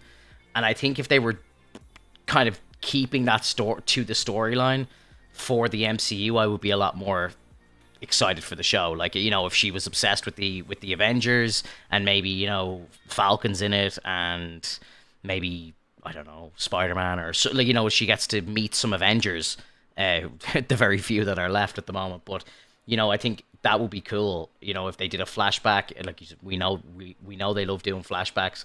If they did a flashback to like Infinity War or Civil War or something like this, and she was somehow in the crowd at one of the fights or something like that, and then it's like, oh, I helped, you know, Falcon, I saved him one day or something like that, and then, you know, he meets her years later. You know the storyline I'm talking about, Hofmvn. Like, I think that it'd be quite a lot more interesting if they did something like that in the MCU and just used Sam Wilson, like, you know, or something like that. You know, I think that hits home a lot more. But again, I don't know what this show. I don't know what this TV show is going to be about. Never seen a trailer. Haven't seen anything. No, I know nothing about it. So it could have an epic story. Could have an epic storyline. I don't know. Yeah. And one of the things that worked well in the Avenger games with her, it's like she's always the constant optimist. Like she can never get down about something. And they paired her with the Hulk in that game for a lot of the story, where he was like just pessimistic, depressed about everything because the Avengers had fallen apart. He blamed himself for it. So he was like this pit of depression, and she was like super optimistic and bringing him back from that, right? And I don't think they're going to have anyone like that to pair her with. So what's the point of her like perky positivity if everyone's just like dialed up that happy always? From the clip that I saw of it, it kind of reminds me of that Shazam movie. I'm getting that kind of vibe off it, you know? That's the kind of vibe I'm getting off the film. The TV show. It might work, Shazam it might was not. Pretty good. Shazam was great. I really liked Shazam. Yeah. Really did. All right, after Captain Marvel, we have our boy Sam Jackson in Secret Invasion. I am shocked this one's coming out in 2022. I did not think we were getting Secret Invasion this quickly. But Secret Invasion, what do you guys think? I think this is going to be a very important show. I think it's going to bring along a kind of like the whole scroll things that's been kind of going on in the background. You know, they've been disguising themselves on Earth. I think we're going to get a lot of kind of what the fuck moments that, oh shit, that person was a scroll the whole time. I think they're going to kind of do the same thing. They're going to go back to previous movies and maybe show people that weren't actually the people that we thought they were the entire time. And it's going to alter the timeline quite a bit. It's going to be amazing to see Maria Hill and Fury back together. I'm looking forward to seeing Emilia Clarke in the MCU, see what they do with her. Yeah, I don't know. Like I'm definitely really excited for that show. I just don't like, you know, with like how TV kind of works is like on other networks. I don't really know what their plans are with Disney Plus, but I don't think that they can be announcing TV shows and then being like, yeah, we'll see you in 3 years. Like I think they do need to bring them out pretty quickly. So like, you know, I'm not surprised that this show is like, you know, they're talking about it being in production now. You know, usually they shoot episodes of TV and then they're on the air like kind of 10 weeks later. Like, you know, like if you're following a show like The Flash or something, those guys work kind of 8 months of the year. Like, you know, they're always shooting and they're only like 3 episodes ahead of what's airing on TV. So, you know, I don't think that like that's not what Disney are doing, but sure, they only have to do 6 episodes, and you know, for most of this stuff, it's like 5 hours runtime. So it's basically like them being on set and shooting stuff for probably 2 months. You know what I mean? Probably maybe less. They might even only be on set for like a month shooting stuff, and then it's just down to them to just edit it up and get it out. So I think they're going to be putting out, you know, if they announce a TV show now, I wouldn't be surprised if it was released like this time next year. You know? Right. So yeah, I think we'll have that. That'll be like a Christmas time show. Look, that'll be in the Hawkeye slot this year. I think that's Secret Invasion will. Do you have any speculation as to who we might get to be Skrulls? I know that some heroes are actually Skrulls. So at this point, do you think we're gonna get any superheroes or regular heroes that are gonna end up like actually being Skrulls this whole time? I don't know, dude. Like, because do you remember when they released one of the first trailers for Loki? There was like a scroll in one of the trailers, like, and they just kind of scrapped those scenes and stuff. So I'm like curious as to why they did that. And I don't know. I think we need to see Multiverse of Madness first. I think that's gonna just really set the pace for what's to come. I think I can't really predict what's coming yet, because until we see that movie, I just don't know what the state of the MCU is going to be like after it. So I think we really need to see that movie first and then go from there. See, I get the impression that they're not going to be able to do a lot of the Skrulls disguising themselves as heroes, because there's not like a ton of MCU heroes that aren't pivotal right now. Like, they need everyone in their series, and they can't undermine Thor series. They can't, like, you know, they can't undermine Doctor Strange. Like, everything is a pillar. They can't undermine Shang-Chi. So I think we get like Skrulls being just more so in influential places, like in the government and stuff, right? It's kind of the espionage thing where it's like they just work their way in, kind of like they're gonna be like a Hydra type of deal, where it's like they control more of the government than we realize and more of Earth than we realize. And there's not gonna be really heroes, because I just don't see who could be a Skrull in terms of superheroes. Who do they got? It's so slim. Did you notice in No Way Home as well when Peter mentions about Nick Fury, and your man from the DOD or whatever says Fury's been off world for a year? Yeah. It's like, how the fuck how would he know that? He could be a Skrull, like Yeah. you know. Yeah, like that's what I think is going to happen. Like, you know, it's going to be people like that are just going to be popping up as Skrulls. Right, 100%. Yeah. Right. Yeah. Yeah, and after looking at the casting so far, yeah, I would just say that it's going to be just standard agents and whatnot. If they do decide to cast any sort of hero as a Skrull, the only thing I would think of is maybe just Sam.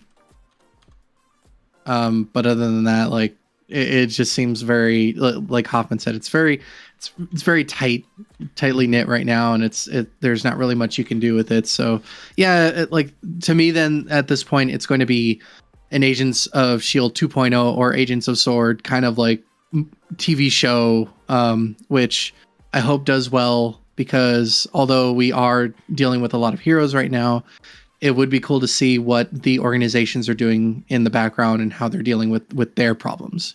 Do you think this show like is on Earth at all, or is this show set in space, or what's going on? Both. I think we start out in space. outer space, right? Yeah, I think you have to be on Earth for this, like, or on some planet. I don't see them taking it anywhere else than Earth. Like, how much budget do we got, like, to be in a spaceship the whole time? Yeah. Well, I think if they stay in space, then you have a good chance that, like, you know, Carol could show up, like Carol Danvers, and maybe have like some sort of a crossover there, which would make a lot of people happy. I personally wouldn't give a shit about it, but that could be cool. And then, like, you know, isn't that show set to have Rambo in it as well? Monica Rambeau and even Wait, Sylvester Stallone. No. What? I swear to God. Yeah. How crazy is Multiverse of Madness going to be? No, like I think he's currently a Ravager. Monica Rambeau and Miss Marvel as well. I think they're all kind of rumored to be teaming up together for her movie and stuff. So I wouldn't be surprised if they kind of make their first appearance together and maybe do their first meetup in this Secret Invasion show. I just really quick want to throw out this theory I heard, and I'm shipping it. I'm fully on board that the Samuel Jackson character from Pulp Fiction is a young Nick Fury.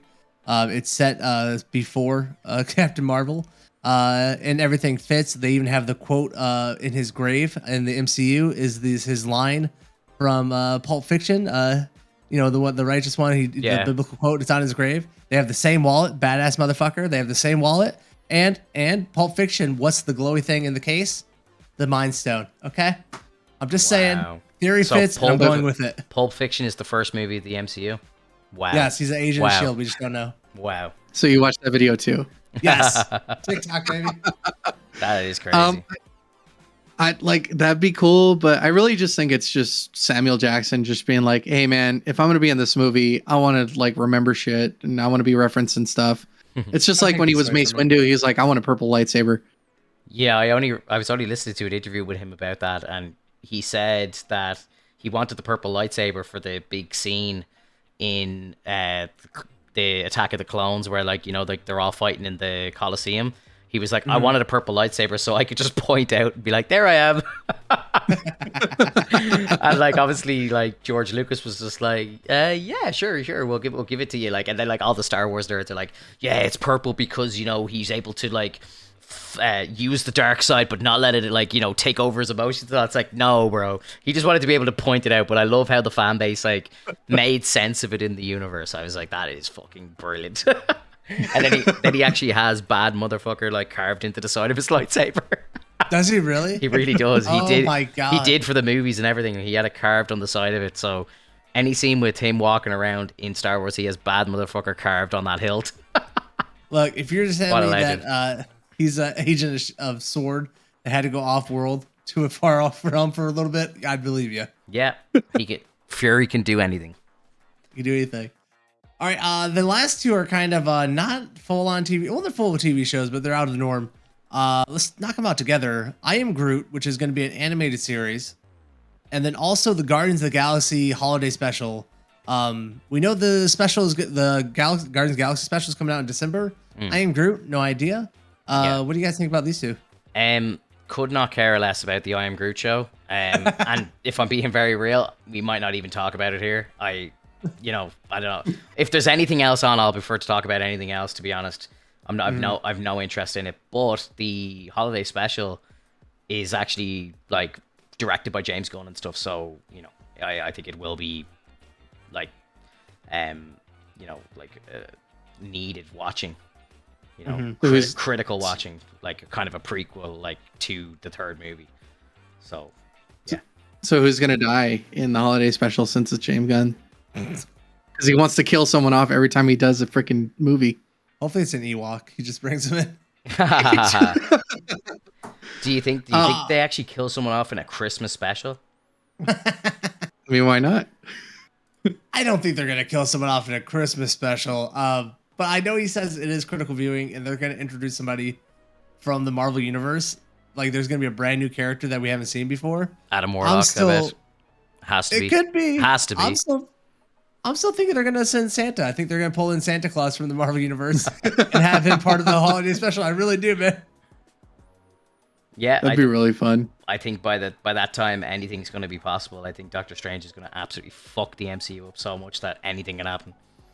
Yeah, anything. I mean, he's a canonized character in the comic books. Like, Santa Claus is a real deal in Marvel. That's so funny, dude. It's crazy. But I'll say this about I Am Groot. I'm right there with Finto. I hate that this thing's being made. I'm not saying that Baby Groot is a bad character, but people's obsession with Baby Groot ruined that character so hard for me. I can't stand Baby Groot. I don't know why everyone is so excited about him. Like, he's terrible. It's so bad. And there's no need for it now. Like, if you did a Baby Groot thing like after the second movie or just before the second movie when he was a baby, it would make sense. But like, sure, he's a teenager now, and Groot's a bit of a badass. Like, he gave Stormbreaker its handle. Like, it's like he's got relevance now. It's like, I just don't understand why they're doing this. I'm a massive fan of animated stuff. And I think like the Spider-Man freshman year, I think might be really cool. Like, I have no problem with that, but just something like this just isn't for me. Like, it's really right. I'm really hoping that it's not anywhere in between the movies. I'm hoping that it's just a straight up prequel and we get to see, where he grew up, and like, his culture and whatnot. Like, I want to see that. I don't want to see shenanigans like with the Guardians right now. I think we should put that aside. We're already gonna have a Christmas special, so let's just see his homeworld. Let's see where Groot's from. What's his family like? What do they do other than say I am Groot all day? Yeah, I'd like to see a conversation between two of them. Be pretty funny. And that's it. That's Marvel in 2022. That's 3 of their massive franchises coming out with movies: Doctor Strange, Thor, and Black Panther. Those are like 3 pillars of the MCU, all getting releases. And then what was that? Like 4 TV shows, 6 TV shows actually. Yeah, that's a pretty huge year for MCU, man. 9 MCU projects in 12 months. It's great.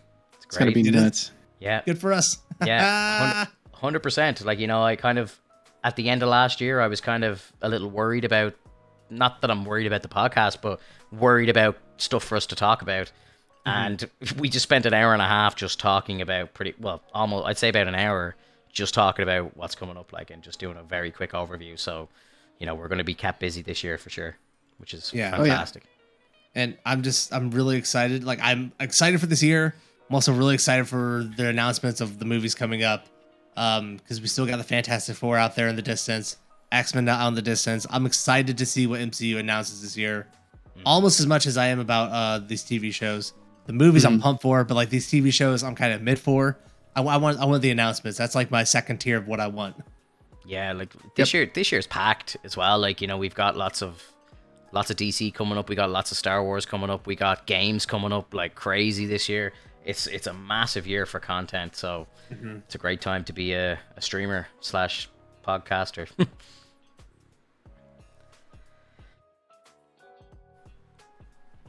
think we lost them for a second. My internet blipped.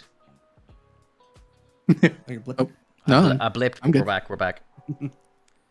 Man, that took 5 seconds for your blip. I know, yeah, that was It's like Hawkeye. That was crazy. Yeah. So that's Marvel in 2022. We got DC in 2022 talked about it real quick. Because they got more movies than the MCU. They got 4 actual movies coming out. Yeah, it's like the movies that are coming out, it's not going to be kind of blockbuster kind of classics like Marvel, but some of them are going to be pretty good, I presume. And, you know, even to start this year off, we have next week Peacemaker's coming out. Yes. Yeah. So, and that's not going to be the first 3 episodes airing next Friday. So, you know, that's going to be a bit of DC content, and I think James Gunn is involved in that show as well. So, it's got promise. You know, I liked John Cena's character. I don't know how they spread him out for 10 episodes on a TV show, but I maybe it works, maybe it doesn't. I don't know. We'll find out. You know, I was so excited when I heard that, like, the DC universe, the TV, you remember DC had their own streaming service, DC Universe it was called. Yeah. I was so, like, because the first seasons of every show that they brought out was fire. Loved the first season of Titans. Loved the what was it called? Swamp Thing. First season of Doom Patrol was fantastic. I'm like, this is like winner. And then, I don't know, it just kind of dropped off. I don't know what it is. I don't know how. I didn't really like it. Definitely didn't like the 3rd season of Titans. Me and Kyle did a whole like series review on that. It was just such a letdown. And I think this show can be very scary, like, you know, very bad. So I just don't know. I don't know how it's going to go. I hope it goes well, but I had just the highest hopes for HBO. I thought they were only going to be putting out like top tier content, but they've been releasing a couple of stinkers. So I don't know. DC. I'm the biggest DC fan in the world. You know, I love everything. I love all I read hundreds of DC comics. And you know what I mean. I love all the characters. Batman's probably my favorite comic book to read. Green Arrow is one of my favorite superheroes of all time. You know, I love Batwoman, Superman, all this stuff. Like, and I think, you know, I love Zack Snyder. I've said it here 100 times. Like, you know, I loved the Snyder Cut. I'm a big fan massive fan of the Flash. Like, you know, and all this stuff. Shazam was great. Black Adam's probably going to be good. And I'm don't know. I as a fan, I am just crushed by real world decisions that Warner Brothers are making. Like, it's heartbreaking. Yeah, I really hear you on that, man. Because I know that you guys are saying watch the Snyder Cut. You'll see Green Lantern or whatnot. That's my character. That is absolute. Yes, Green Lantern is absolutely my character. I love the Lantern Corps. I love everything about that. Like, there's so many different aspects of like Lantern that you can just get into. HBO are doing a show on the Lantern Corps. That's going to be so great. Live action. And apparently they're doing, I think each episode is going to be like a different time period. So they'll do like a 1940s Lantern, 1950s Lantern, 1960s Lantern and stuff. And it's going to be all the classics. Like, you know, I don't know if they'll do Hal Jordan, but they're doing Jon Stewart, they're doing Guy Gardner and all these, but like, you know, they're doing them all. Like, so it's going to be really cool. I can't remember the original one that had the ring, but like his weakness was wood, like, from what I remember. Like, they had some weird weaknesses back then. That's so funny, dude. But yeah, like I'm excited to see all kinds of stuff like that. I think that they should really expand upon that. There's so much more to do, and I don't know when's the last time DC has actually gone into space other than with Superman. But yeah, like I would say the Lantern or the Lantern Corps is one of my favorites, and Shazam, Black Adam. I like the villains more than the heroes, to be honest, when it comes to DC, because they're much more. DC's dark, bro. Like, yeah, they have a more sinister outlook on things, and they just have like a really strong run of the area, especially with Gotham. Like, no matter how much Batman puts them away, they always somehow come out.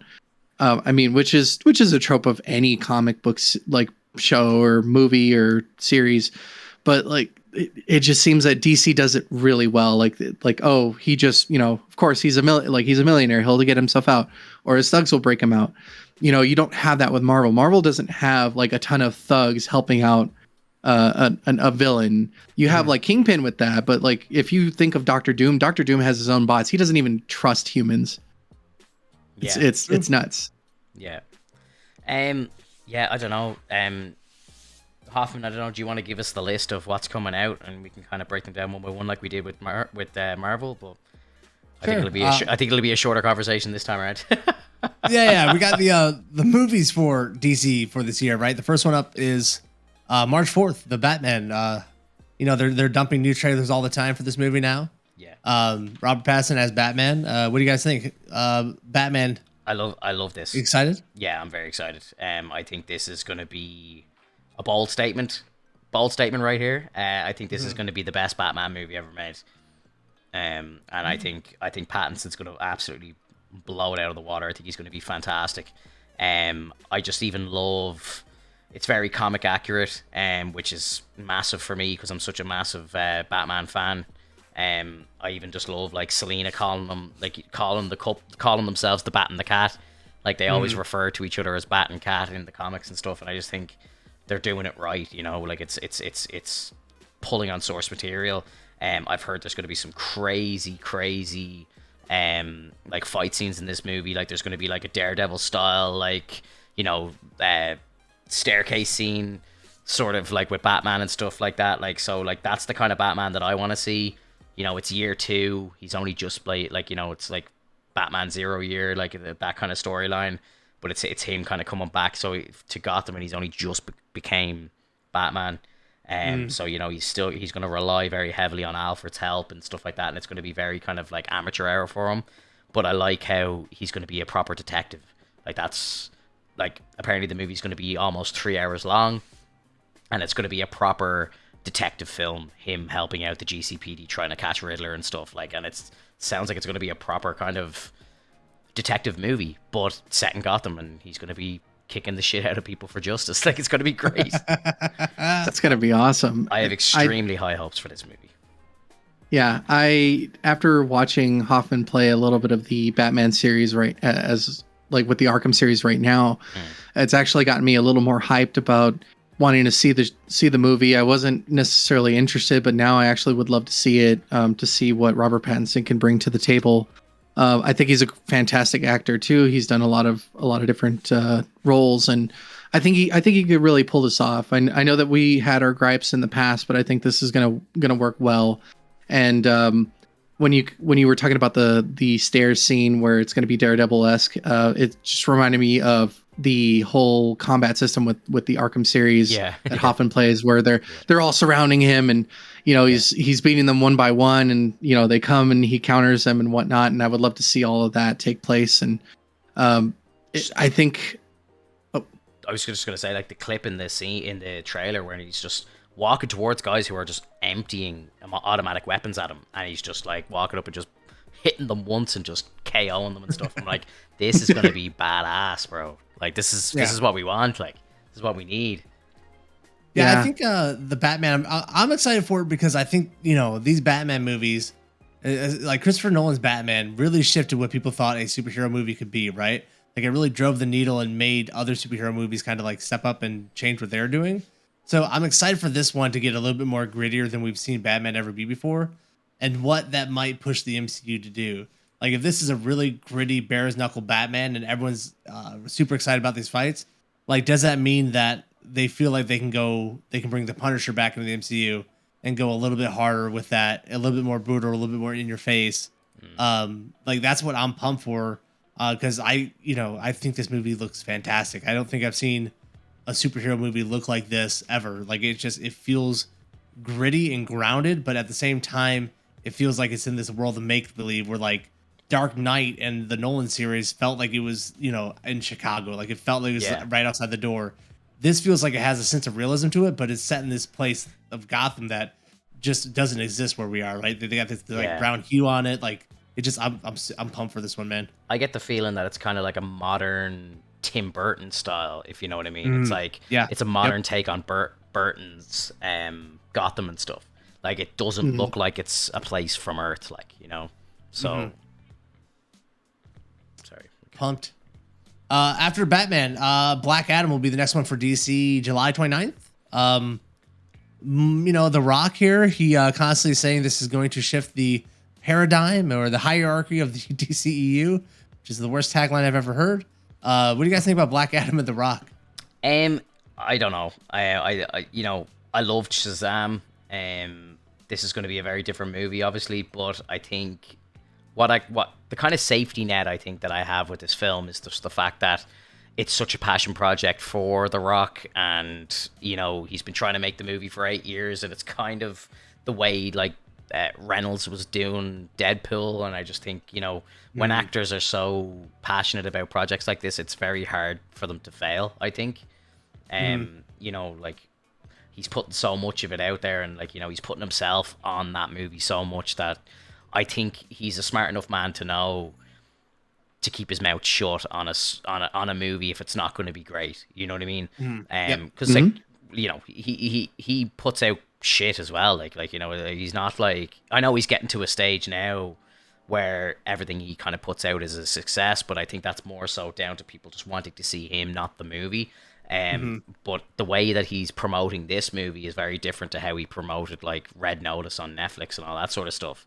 He's kind of just there and it's like, yeah, this is my new movie, but this is like, he's speaking about this passionately and putting his name on it and saying he's going to change the DC universe. I'm bringing back Henry Cavill, all this stuff, so like he's proper putting the name on the line for it, so that for me helps me be kind of optimistic for it. Is it going to be a big box office smash? Absolutely, because it's The Rock. I think people will go to see this movie not knowing who the fuck Shazam is, not knowing that this is linked to Shazam. You know what I mean? Like, people will just go to this movie because it's Dwayne The Rock Johnson, and he's the biggest movie star in the world right now, So, yeah, I think it's going to be a success. Is the storyline going to be good? I don't know. Black Adam is a cool character in DC Comics. I don't know if they can bring him to the screen in the same way. I hope they do. Pierce Brosnan looks great in this movie. I hope there's a Shazam appearance in it. Like, that'd be kind of really cool. If you link them up, and then because they're gonna have to fight at some point, right? So I don't know. And Cavill as well. Like, bring Cavill back. I mean, I really hope that it part of me thinks it's going to be an anti-hero movie, but I really hope that it's a more villainous movie. Because they did so well with Joker with Joaquin Phoenix that I think that it kind of, to me, that would pave the way to show that people actually enjoy watching villains and their origin. Even at the very end, it was very not heartfelt, but you already knew oh man, he's the Joker. He's just been captured. He'll get it out eventually and whatnot. He knows how to start chaos. He is chaos in a sense, by the end of the movie. And so I think that with Black Adam coming back from whatever situation he was in, it seems like he was kept away for a very long time. Maybe it'll be his rise to power. And if they have to lock him away at the end of the movie, so be it. But I really think that this should be a villainous movie. But as far as I know, I don't know what the plot is yet. I'd love to see The Rock as a villain as well. We don't really see that. He's always the hero, or the guy who saves the day, or he's a cop or whatever. I think, and he's a good actor. I think he is kind of typecast a lot, but at the same time, if you've watched Ballers and stuff, I think he's got a very interesting kind of take on a character, and that I just suppose it's probably closer to what he's like in real life. But he is able to do different things, and I'd love to see a range of him being a fucking villain. And if he's talking about fighting Superman, that's what he wants. That's his goal in DC, is to fight Henry Cavill. So let it happen. Yeah. Him casting The Witcher season 3, okay? Imagine Shazam just crashes down into Witcher season 3. Doctor Strange really fucks shit up now. The only villainous casting that I ever remember him from was from Doom. And that movie was just garbage. It was awful. I don't think I ever saw it. Oh, it was really bad. Do you know what? Actually, the only reason why I went to see Doom was because, do you remember there was that one scene in the movie where they went to first person FOV, and that was kind of cool. It was, and it was the first time you ever saw it, and I was just as a young kind of gaming fan, I was like, wow. My internet blipped again. They get us. They understand us. And so I'm gonna link you an Ethernet card. It's damn. It's gonna be like $20. I guarantee it'll be fine. I don't know. I don't think that. I think it's an issue with my internet altogether because when that happens, like the Wi-Fi goes and everything, like so. Finto, I said the same exact thing back then, and ever since I got this Ethernet card, it's been nothing but seamless. Yeah. Okay. Sure. Link me something then. Yeah. Sorry, I don't know what I was saying there. I completely got lost.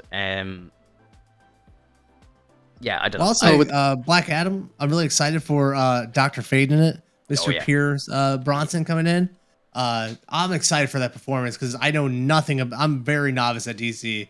And so I was looking at the character like slightly. And I was like, he looks amazing, first off. And then the casting, I don't know if it's good casting or not, but I love seeing him. He's so comic accurate to what he looks like in the comics as well. It's crazy.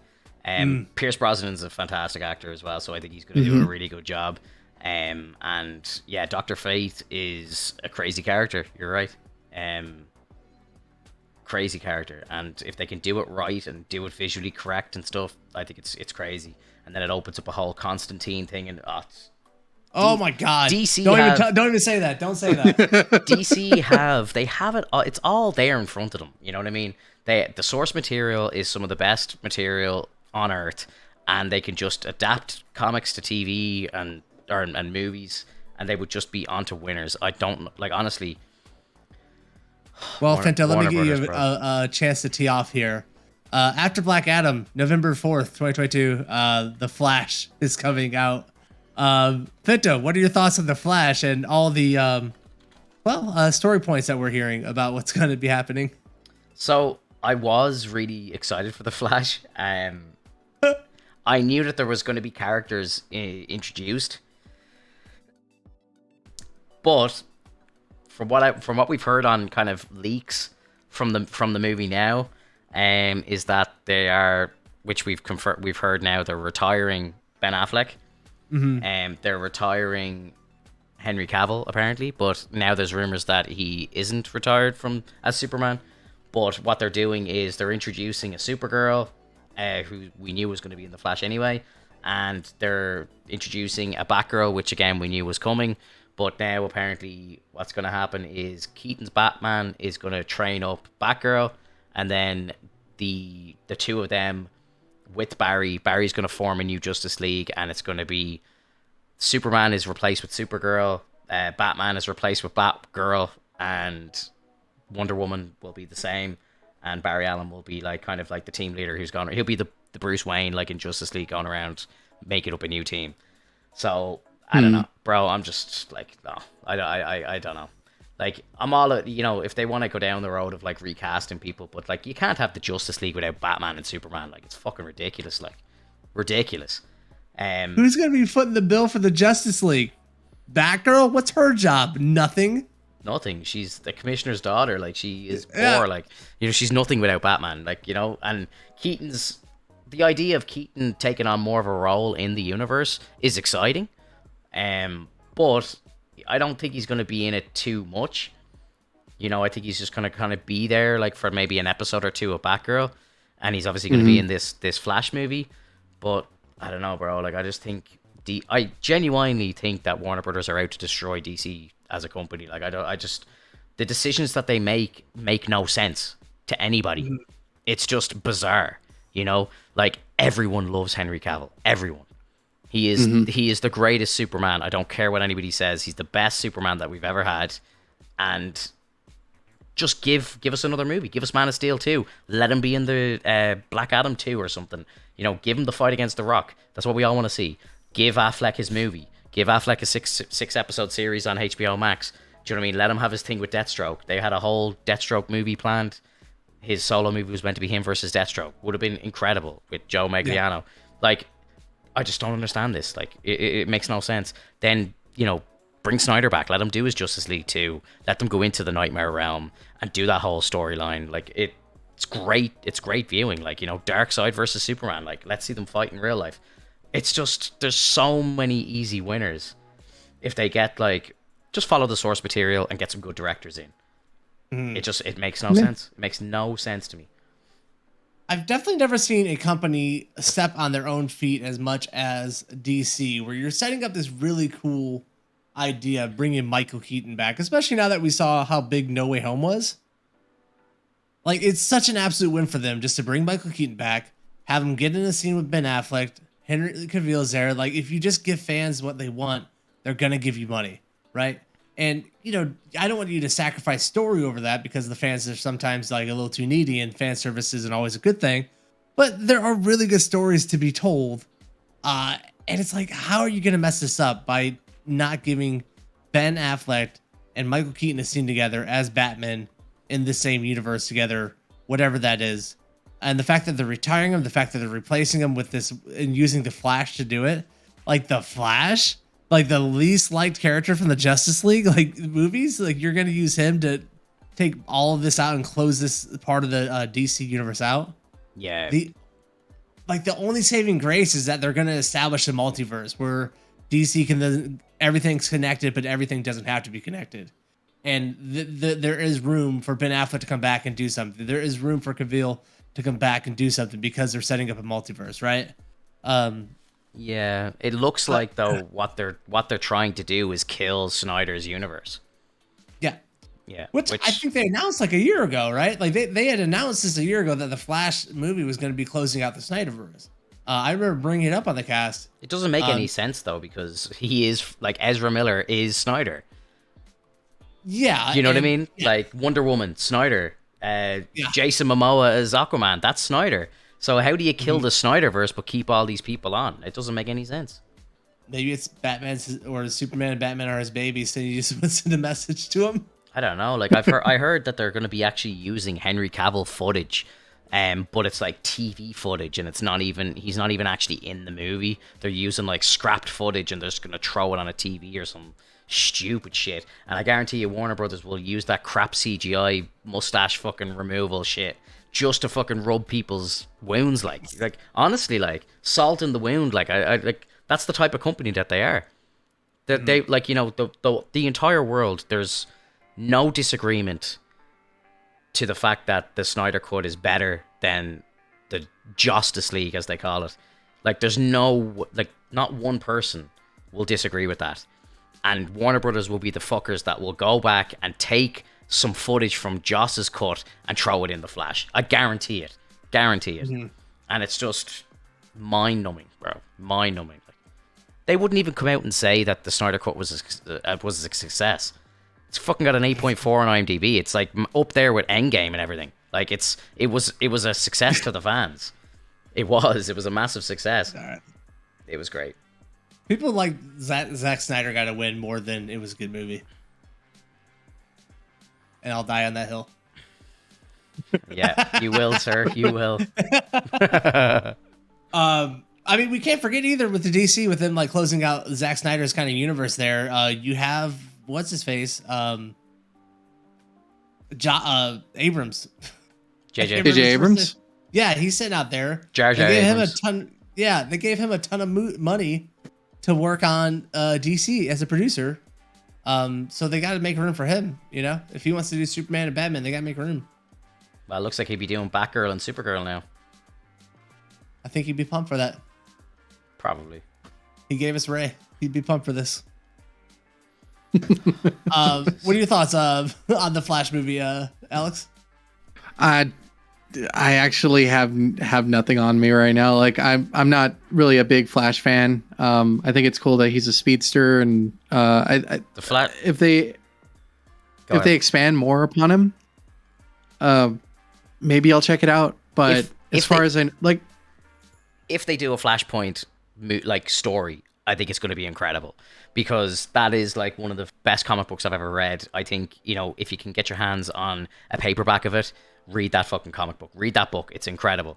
You know what I mean? If they introduce a Reverse Flash and, you know, an Eobard and he goes like back to kill Barry's mother, and like Barry finds out about this and goes back to try and save her, like that's all amazing story. And like, you know, the story of Flashpoint is that he does that successfully, and that's what changes his timeline.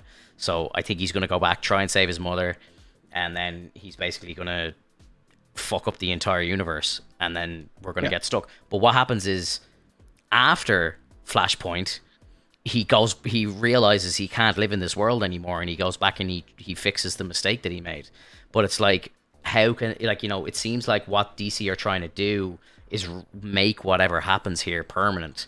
So, you know, I'm all for stuff like this happening if it's a temporary thing. Like, if they want to bring in like Supergirl and she's Superman, and fucking Batgirl but she's Batman, whatever, let them do whatever they want. Let them have their little experiment or whatever. But then let Barry go back and actually fix his mistakes, and then maybe bring Cavill back, bring Affleck back or something like that, like, you know. And then I think that hits even more, you know. Like, I don't even know why Ben Affleck's in this movie. Like, they should have brought in Jeffrey Dean Morgan as Thomas Wayne. It would have just been so much better. Like, that's the story of Flashpoint. He goes to another universe, and in that universe, Bruce died in the alley, and Thomas lived, and Thomas became a very dark and evil Batman. And, like, you know, he's out to fucking kill people and get justice. You know, he's killing scumbags who kill kids and all this stuff, and he's just real dark. And I think Jeffrey Dean Morgan would have been perfect for that role. It would have been amazing.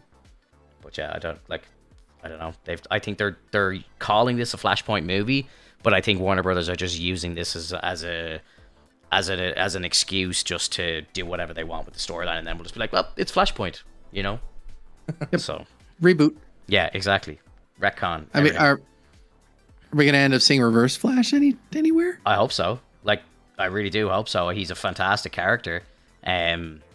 He's basically from like the year 2300 or something, and he's obsessed with the Flash. He wants to be the Flash so much that he ends up creating his own reverse, like, anti-Speed Force or whatever he calls it, and he ends up going back in time to then meet the Flash, and then the Flash doesn't like him or says something to rub him the wrong way, and then he kind of is like, oh, fuck that guy, and then he wants to destroy his life after that, and then he ends up going back and killing his mother. It's wild.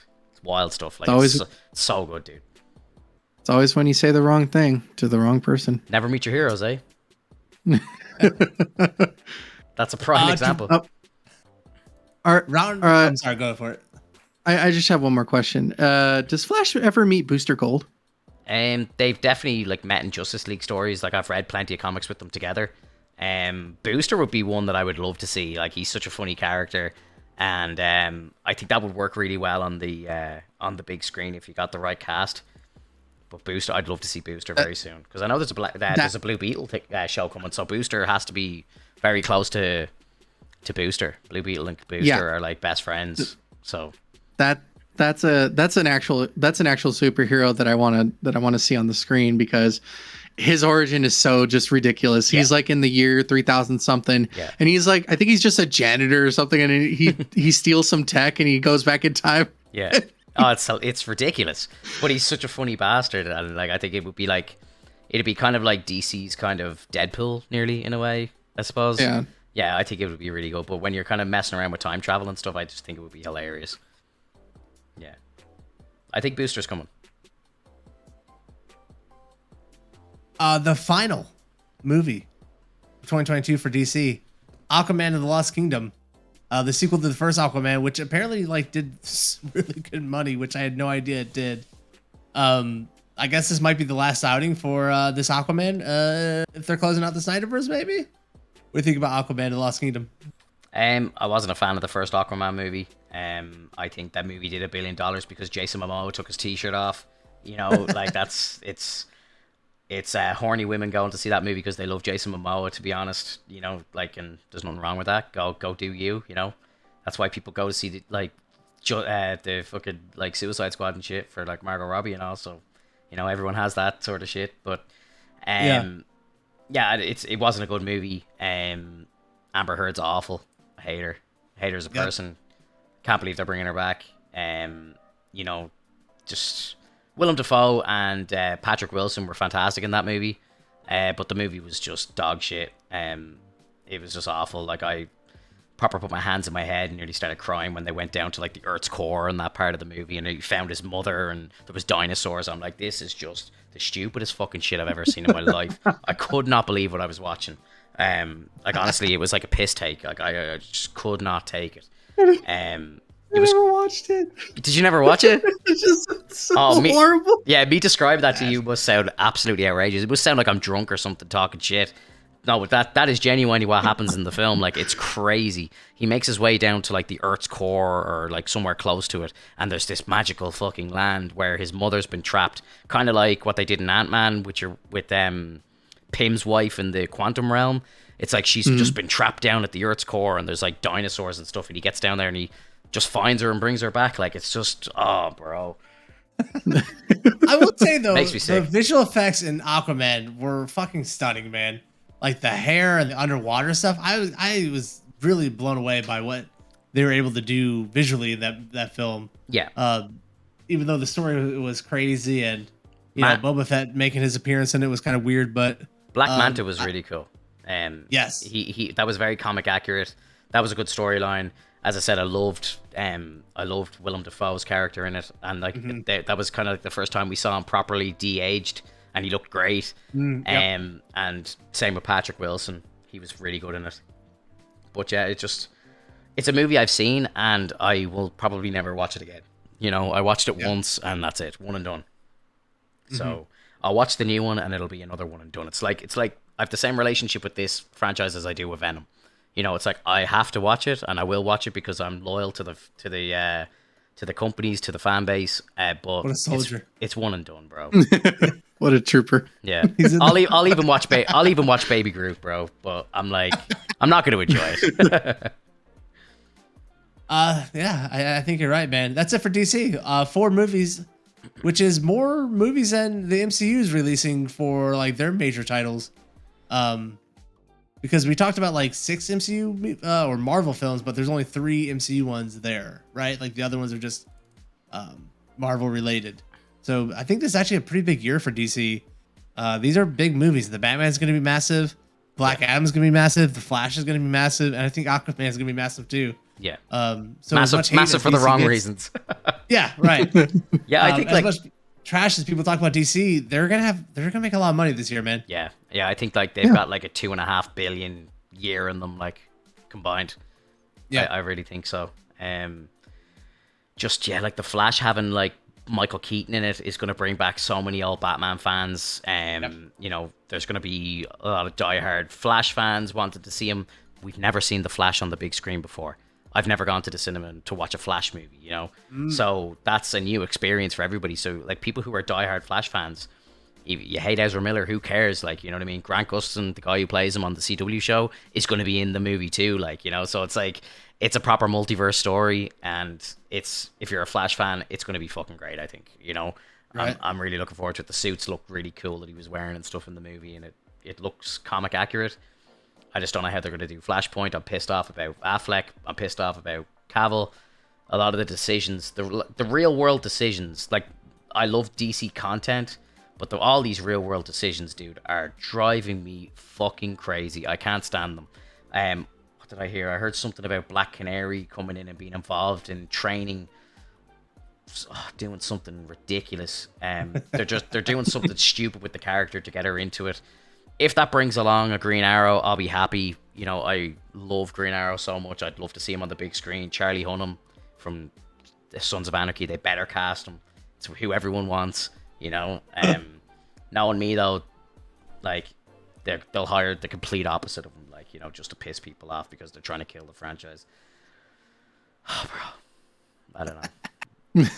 It's tough. I'm sorry I get so much pleasure out of your, like, misery with DC. It truly is kind of really hilarious to see. As someone who isn't that committed to DC, I'm just kind of that's enjoyable. I'll watch it. Yeah. And you're like a deep DC guy. It's just like, oh. It's tough to be a DC fan. It's hard being a Star Wars fan right now as well. You know, like they've had Star Wars have had a bad trilogy in the cinema, like pretty much from start to finish. So that's like 6 years in the cinema, just like getting crushed. Just pissed away. Yeah. Solo before that. I liked Solo. I thought it was a great movie. I think it was received wrong, or released at the wrong time, or something happened with that movie that just didn't work. And I don't think it was the movie's fault. I thought that was a really good movie. It's one of my favorite Star Wars. Like, if someone were to ask me, like, what Star Wars they should watch, I'm like, oh, Solo. Just go throw that on. You're gonna have a good time. Like, it's a fun heist movie. Yeah, you don't need to know anybody in it, like, you know. Mm-hmm. And Rogue One obviously as well was incredible, but like just the sequel trilogy was a joke. The High Republic stuff has not got off to a good start. The Filoni and Favreau stuff is amazing, you know, like, and God bless them, let them give us more. You know, there's been talks of the two of them moving over to the movies and helping out with the movie franchise, which I think is needed, especially if they're going to stay anywhere near the Skywalker saga. I think they need to be involved. Yeah, I think it's Star Wars is gonna have a good year this year. You know, we've got Boba Fett, which has been off to a bit of a slow start, but it's gearing up to be something good. It's gearing up to be, I think, important and part of Mando season 3. Mando 3 is going to be great. Obi-Wan's going to be fantastic. Ahsoka's going to be good. The Andor show will be good. And, you know, this is all Disney Plus. You know, like, Disney Plus is jam-packed for the whole year this year. You know, I think we're going to have something every week to watch, whether it's Star Wars or Marvel or DC. Like, I think we literally are packed for the year. Yeah. And like me and you, we were talking yesterday, and we put up a new video on the Marvelous Chats YouTube channel. That's like me and Finto's in-depth thoughts on like episode 2 of Boba Fett, right? I'm gonna link it. I'm gonna link it below. It'll be in the description below. So if you want to see like a more in-depth talk about that, feel free to go over there and watch that. We just nerd out for a little bit. But since we did that, Finto, do you have any more like thoughts that you had after that, or kind of revise anything that you thought about? Not really. I kind of want to watch the episode again. I was reading some of the comments on the video on YouTube, and, you know, like, we're getting a lot of really good feedback on it, and which is good. You know, I think, you know, it's making people kind of look at the episode a little differently. And I know some people are saying they want to go back and rewatch it again after listening to what we had to say about it. So I think I might do the same. I might go back and rewatch it myself. I might try and watch the two of them together back to back and just see how it flows as one episode, you know, because I think that's what they should have done, you know? Yeah. I mean, like, could you imagine, like, I don't even know if they ended on the train scene or whatever, but could you imagine, like, they end the episode with the Hutts, the twin Hutts getting let out, whatever, and that's where they end it? Like, that would be such a good thing. The drums going off, and then you just see the Hutts walking up, and then that's it. Cuts to credits, and then cuts to you'd be like, what the fuck? You'd be like, yeah, that'd be crazy. Because I think that's like talking about one of the biggest problems with the show, and I don't know if we mentioned it or not, but it's like the overall structure of the last 2 episodes. And Alex, you're like kind of touching on this before, where the structure of these episodes, it just feels weird. I think, you know, in the first or the second episode, we spend 10 minutes in like the present day, and it's all flashback. Yeah, of flashback. Is that working for you? I really think it should have just been linear this whole time, like up to the rising to that point, because it's tossing around way too often.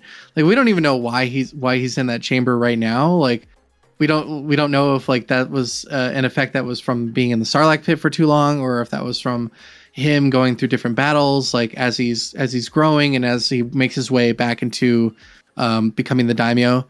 Because like that seems weird. I'm like, what's that about? I really don't. I care, but I don't care. And that's kind of like the point of the first sections of both episodes. I care, but I don't care.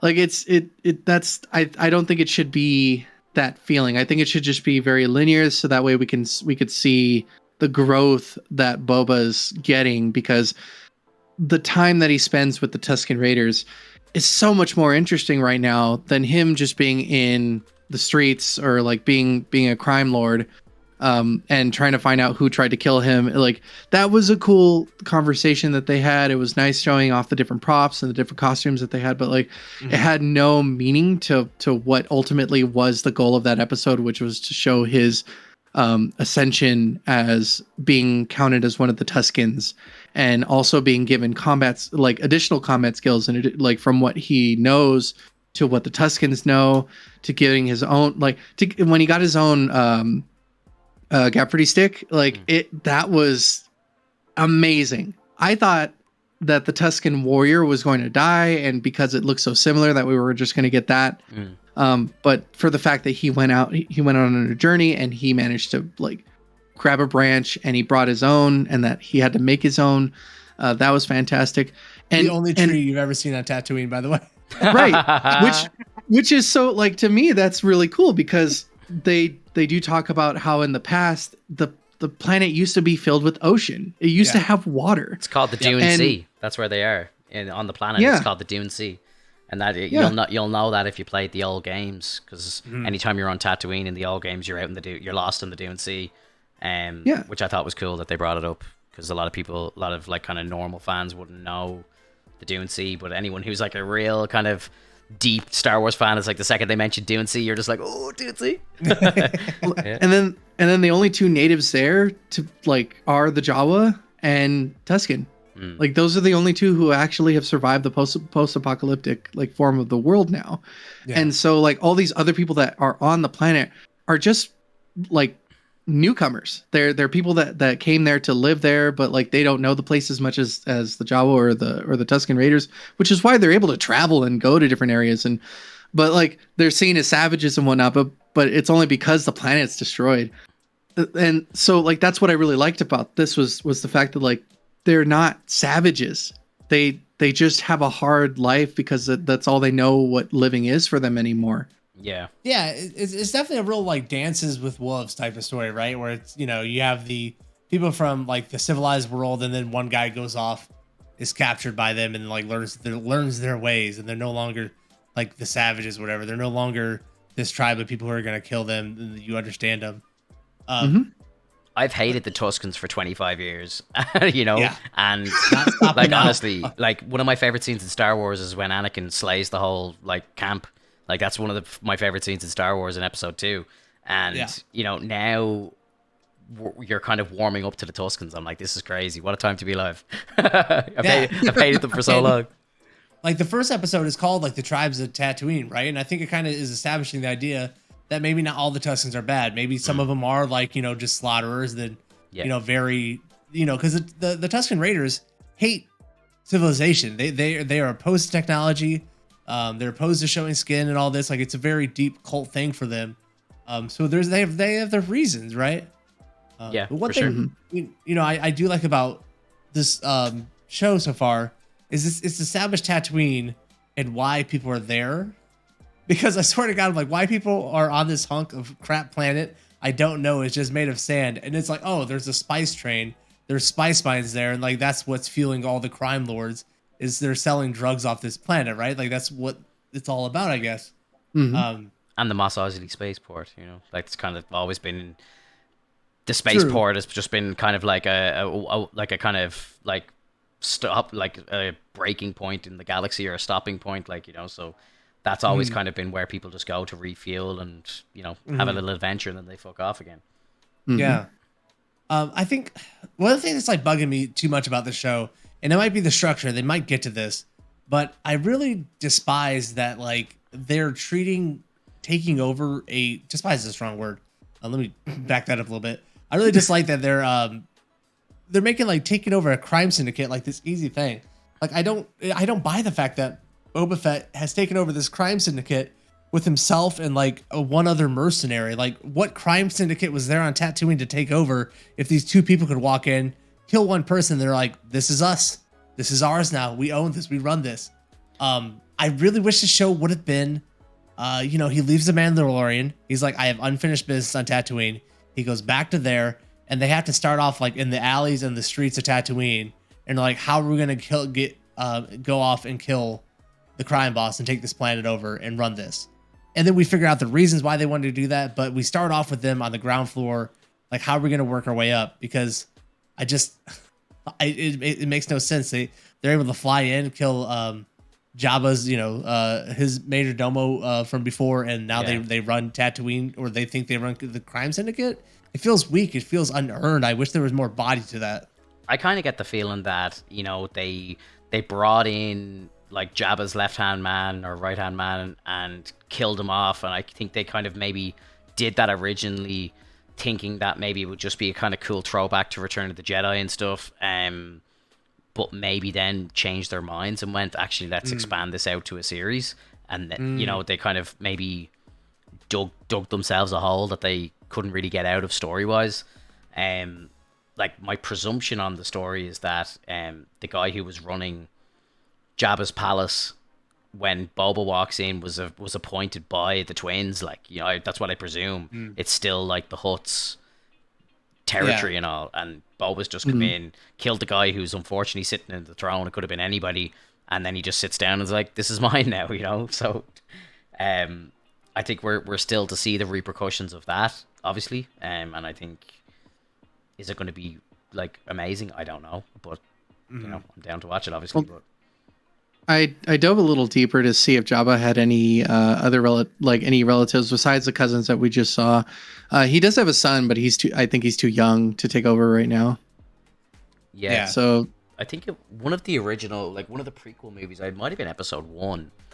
I think it's the pod racing scene. Like, you do see another like Jabba standing up behind him, and I don't know if that's one of the twins or if it's going to be his son or something like that. But I wouldn't be surprised if we saw even more Hutts like in this series. But I'm surprised we haven't seen like the Council of the Hutts yet. I thought we by now would see like a secondary thing that didn't include Boba Fett, where they're off world, and like the Council of the Hutts. We're talking about this, like, what's going on? Like, we're a crime lord family, and this guy's just like killing the person we had in Tatooine. Like, they killed off Bib Fortuna. Like, that's our guy there.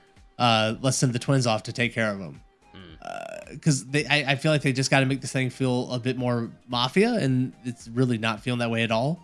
I just I don't know. It's the whole crime syndicate part of it has been the weakest part. Yeah, thank God for the flashback scene, because those were super strong. Yeah, they're so good.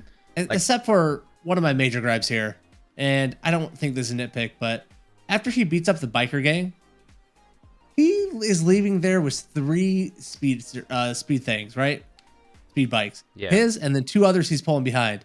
And then he gets back to the Tusken Raiders, and all of a sudden he has like 6 of them. Okay, I don't know what the heck happened, but I couldn't stop thinking about it. Okay? Yeah. There were more in the back. I guess exactly. Yeah, they're parked around the side.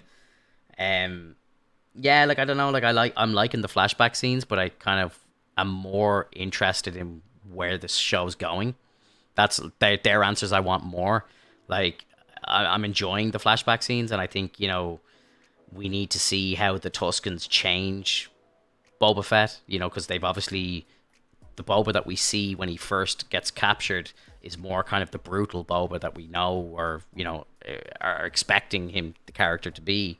But I think, like, whatever happens to him with the Tuskens, mellow him out, change him change his ideals, and then we're seeing him now in the present, and he's a much different person. Like, he's trying to rule with respect and all this sort of thing. So I more so want to see where that storyline goes rather than more flashbacks. I want the flashbacks over, if I'm being honest, and I want to just see where the show goes, because the show's at a bit of a crossroads now. It could go anywhere.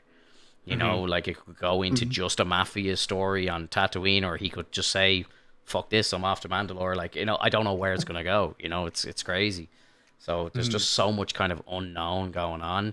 And like, when we sit down next Wednesday to watch that show, you're nearly at the halfway point already, and we're probably only going to start getting answers. So again, I just worry that some of these Disney Plus shows are just kind of maybe biting off more than they can chew, because they're trying to release content, but they're not giving themselves long enough schedules to actually like properly tell these stories. They're trying to just rush stuff out. I don't know.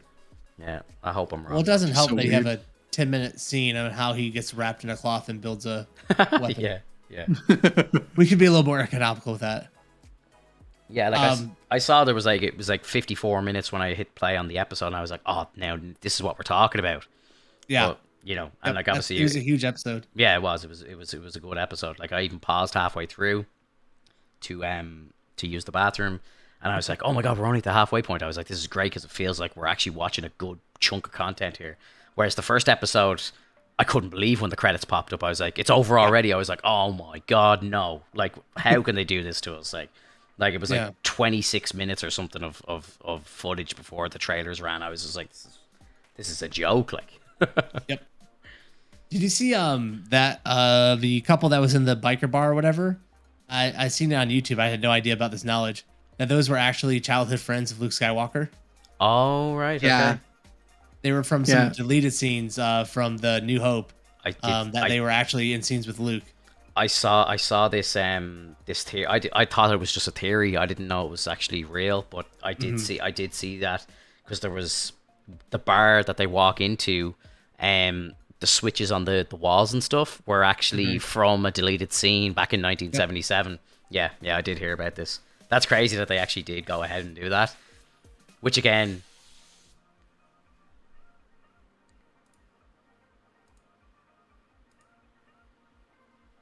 chime in I think he went off. it is crazy that they went and did that, because it's such a nod to content that was made so long ago. It's just it's crazy to be like, and it's that would have gone over the heads of so many people. Like, they should have probably explained that a little more. Like, if you imagine you had like a flashback to like Luke or something in that bar, and then they play that scene, it would just mean so much more. I think, like, if you're a diehard fan, you understand that has happened. It's epic, but like 99% of the viewership won't have a clue who they were or where that place was or any relevance to A New Hope. Like, it's crazy. Could you imagine if they had also, like a line about like what, like, we haven't seen Luke in so long? Yeah. Like, just a quick chime in, like, wonder what Luke's up to. Oh. Have you heard from Luke? Shame about his aunt and uncle, eh? Also, one of the bikers, their name is embroidered on the bottom of their jacket, and it says Emmett. And apparently the people who worked on this episode also worked on the Back to the Future series. Interesting. That's hilarious. Yeah, that's cool. So I don't know, Boba Fett. Like, this episode is definitely way better than the first one. I enjoy, like, the train scene is some of the best Star Wars action I've seen ever. Like, it was a movie quality scene, very exciting. Everything was done really well. And I hope the series only gets better from here. I hope next episode we actually get like the thrust of the series, like why we're watching this. Like, I need it. Like, I need it by the third episode. Like, what's the real reason we're watching the show? Yeah, we all need it. We all need it. It's not just you, dude.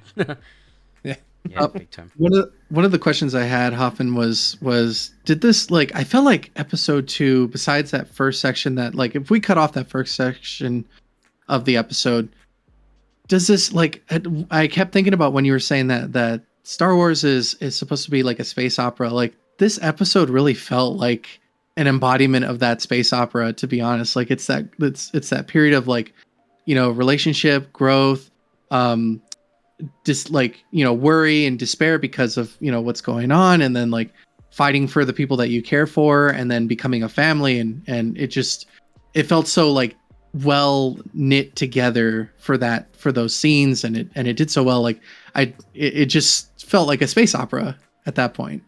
Well, a little bit, right? Because, like, it is getting to better themes that are involved in a space opera. But I think the thing that makes a space opera great is juggling a lot of different storylines at the same time, right? And I think that something, and this is all Disney Plus shows I've seen, it's like we were only following the main character and their story in it, right? Like, we're not seeing the other side of anybody. Whereas if you're watching like Star Wars, we're watching, like, take the prequels, right? We're watching what's going on in Tatooine with Anakin. We're watching what's going on in the Senate with Palpatine. We're watching what's going on with the Jedis at the Jedi Council. Like, I would like this Boba Fett show to be juggling things and us seeing things happen that don't involve Boba Fett directly. Like, if there's scenes of the mayor and what he's doing behind Boba Fett's back, what's going on at the bar behind his back. Like, and maybe something off planet, maybe something off Tatooine to really make this thing feel like we're in space and like intergalactic. Like, I would like those things to start happening in not just this show, but more Star Wars shows in general, and Marvel shows, to be frank. But just more than just directly with the main character seeing. Open it up more. Star Wars need to introduce Thrawn like ASAP, and I think that will be a massive deal. Heir of the Empire is like a crazy legend story that was told after Episode 6, and that's rumored to be what they're doing. Ahsoka already mentioned him in Mando Season 2, so we know Thrawn is out there. I think Thrawn showing up in this show would be fantastic. I think they need to do something like that. You know, you need to bring in a big bad. Someone hears that, like, you know, oh, the renowned Boba Fett is fucking shit up on Tatooine. Like, you know, let's go get him or something. You know, like I think because he was so well known and he's been missing out of action for 2 years and presumed dead. It's like, hang on a second, this dude's back and he's in Tatooine taking over the Hutts. Like, it's like, yeah, we got to go get him or whatever. So I hope they do more on that. And as well with the Dark Wookiee as well. Apparently there's a good like kind of storyline to his kind of origin and stuff, and apparently he fought Obi-Wan at one point. There's a big scar on his face, and apparently Obi-Wan gave that to him with a lightsaber. So it'd be very cool if they kind of expanded on that, maybe went back and did a kind of flashback scene or something like that. Like, imagine we saw Ewan McGregor in a flashback scene in this show before Obi-Wan. God. That gets everyone hyped up for the Obi-Wan show. Like, woo!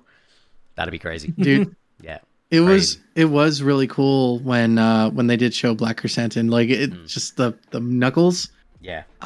Yeah, I agree with you, Finto. I think they should do a flashback show like his relationship with Boba, because they're both recruited at one point.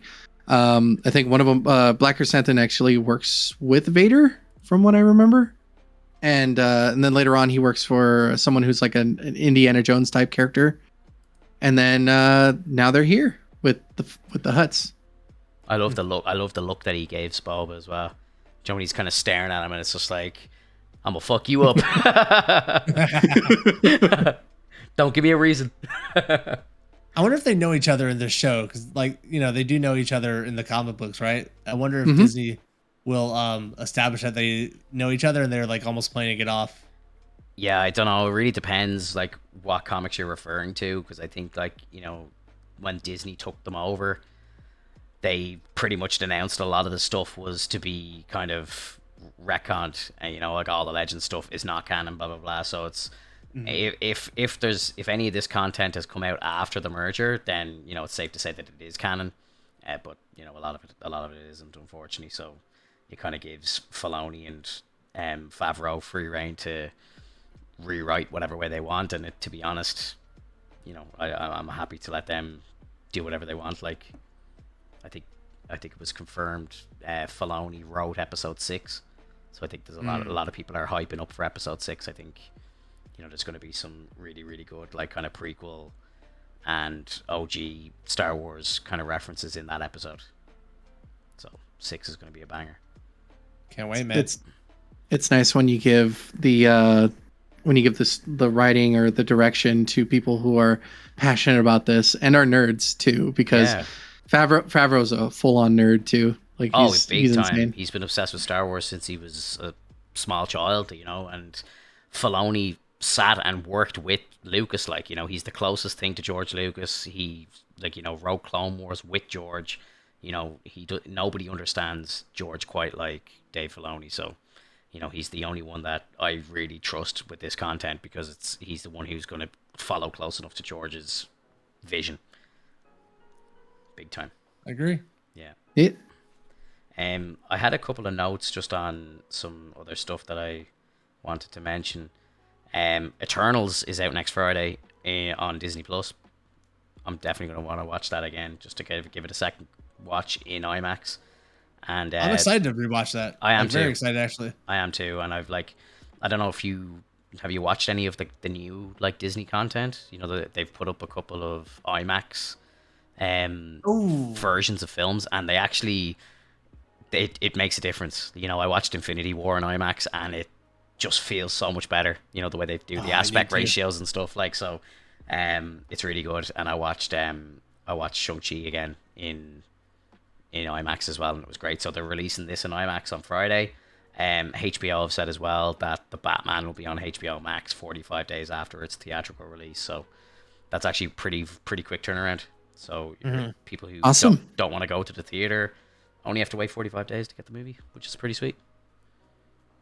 Yeah, that's quick. I'm sure they're very excited not to, or the director is very excited not to put it straight to HBO where they make no money And Yeah. it looks like an embarrassment. Did you see that they're predicting or whatever, they're running reports, or I don't know where they're getting this data from, but they're saying that they suspect that Black Widow lost 600 million in the box office due to pirating. It's crazy. That's tough, man. It sounds right. It sounds right though as well. You know, I think that, you know, if that movie was released in 2018, it would have been $1 billion movie, I think. Without like even talks of it being released on streaming platform and just like straight to theater for a month or whatever, like I think it could have done it. Yeah, and I don't know. Like you throw out the 600 million lost income, right? And that's based on, you know, their modeling about people who saw it, based on, you know, like it's all theoretical numbers. It's not actual numbers. They don't have actual data. It's theoretical models on that for statistics. And then you got to factor in, would these people have actually gone into the movie theater to see it? If they, like, what if they cared enough to go see it in the movie theater in the first place? Or did they just watch it because, hey, it's a free movie, I'll throw it on and watch it? I know people, and I think we all know people who are both of those scenarios that you've just said. You know, I know people that will download free stuff because it's free stuff, and they'll watch it because it's free, and they're just cheapskates and they won't do anything. And then I know people that, you know, are fans of stuff, but, you know, will download it just for the convenience and maybe just to save a few quid, but they would have gone in the other sense. So I definitely, I think 600 is probably a high number. I'd say realistically, you could probably half that number, and that would be kind of actual losses in the box office. So, you know, that would have brought it up to about a 700 million movie, and I think that's fair. I think that's probably where it should have been. Yeah. What a miserable movie. I'm so mad about that movie still. Yeah, the direction was just so horrible. First two acts were really good, and I loved Florence Pugh, and I just think the last one was just a bit of a shit show. It just went off the rails. Like when they went up into that, like, the jet up in the air, like it was just the whole movie went up in smoke after that, like, you know. Like when they're just floating above the prison in this helicopter and no one's shooting at it at all. It's just like, come on, bro. Yeah. Like, I know it's like, this is a superhero movie and I can't believe this. Like, what are we doing? Yeah. Like a lot of good stuff that I liked in that movie, and I have rewatched it, and I think like it does have rewatch value. But yeah, it's definitely bottom tier for the MCU. Yeah. Yeah. Right. I mean, I think Captain Marvel is better than that movie. I'm sorry.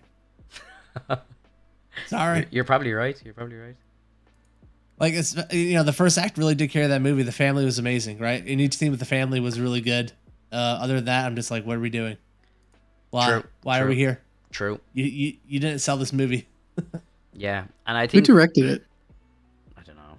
I think if the movie came out in the timeline like where it should have come out, you know, if you release that after Civil War and don't put in the after credit scene at her grave, like, you know, I think the movie works a lot better. Yeah. I saw a very funny meme, like Marvel fans for the first time watching stuff in the timeline order and seeing that after credit scene before watching Infinity War. Oh, it's so funny, dude. Like, because that will happen. Like, you know, people will go in, they're not big fans, but they're like, they see one movie and they're like, I'm gonna go back and watch everything in timeline order, and then it's like, hang on a second, why is she at Natasha's grave? What's happening? Oh boy. Oh, that's funny. Yeah, dude, that's so funny. Oh, I love it. Guys, we're about to hit 2.5 hours, so unless we have anything else, I think that's a good breaking point for the week.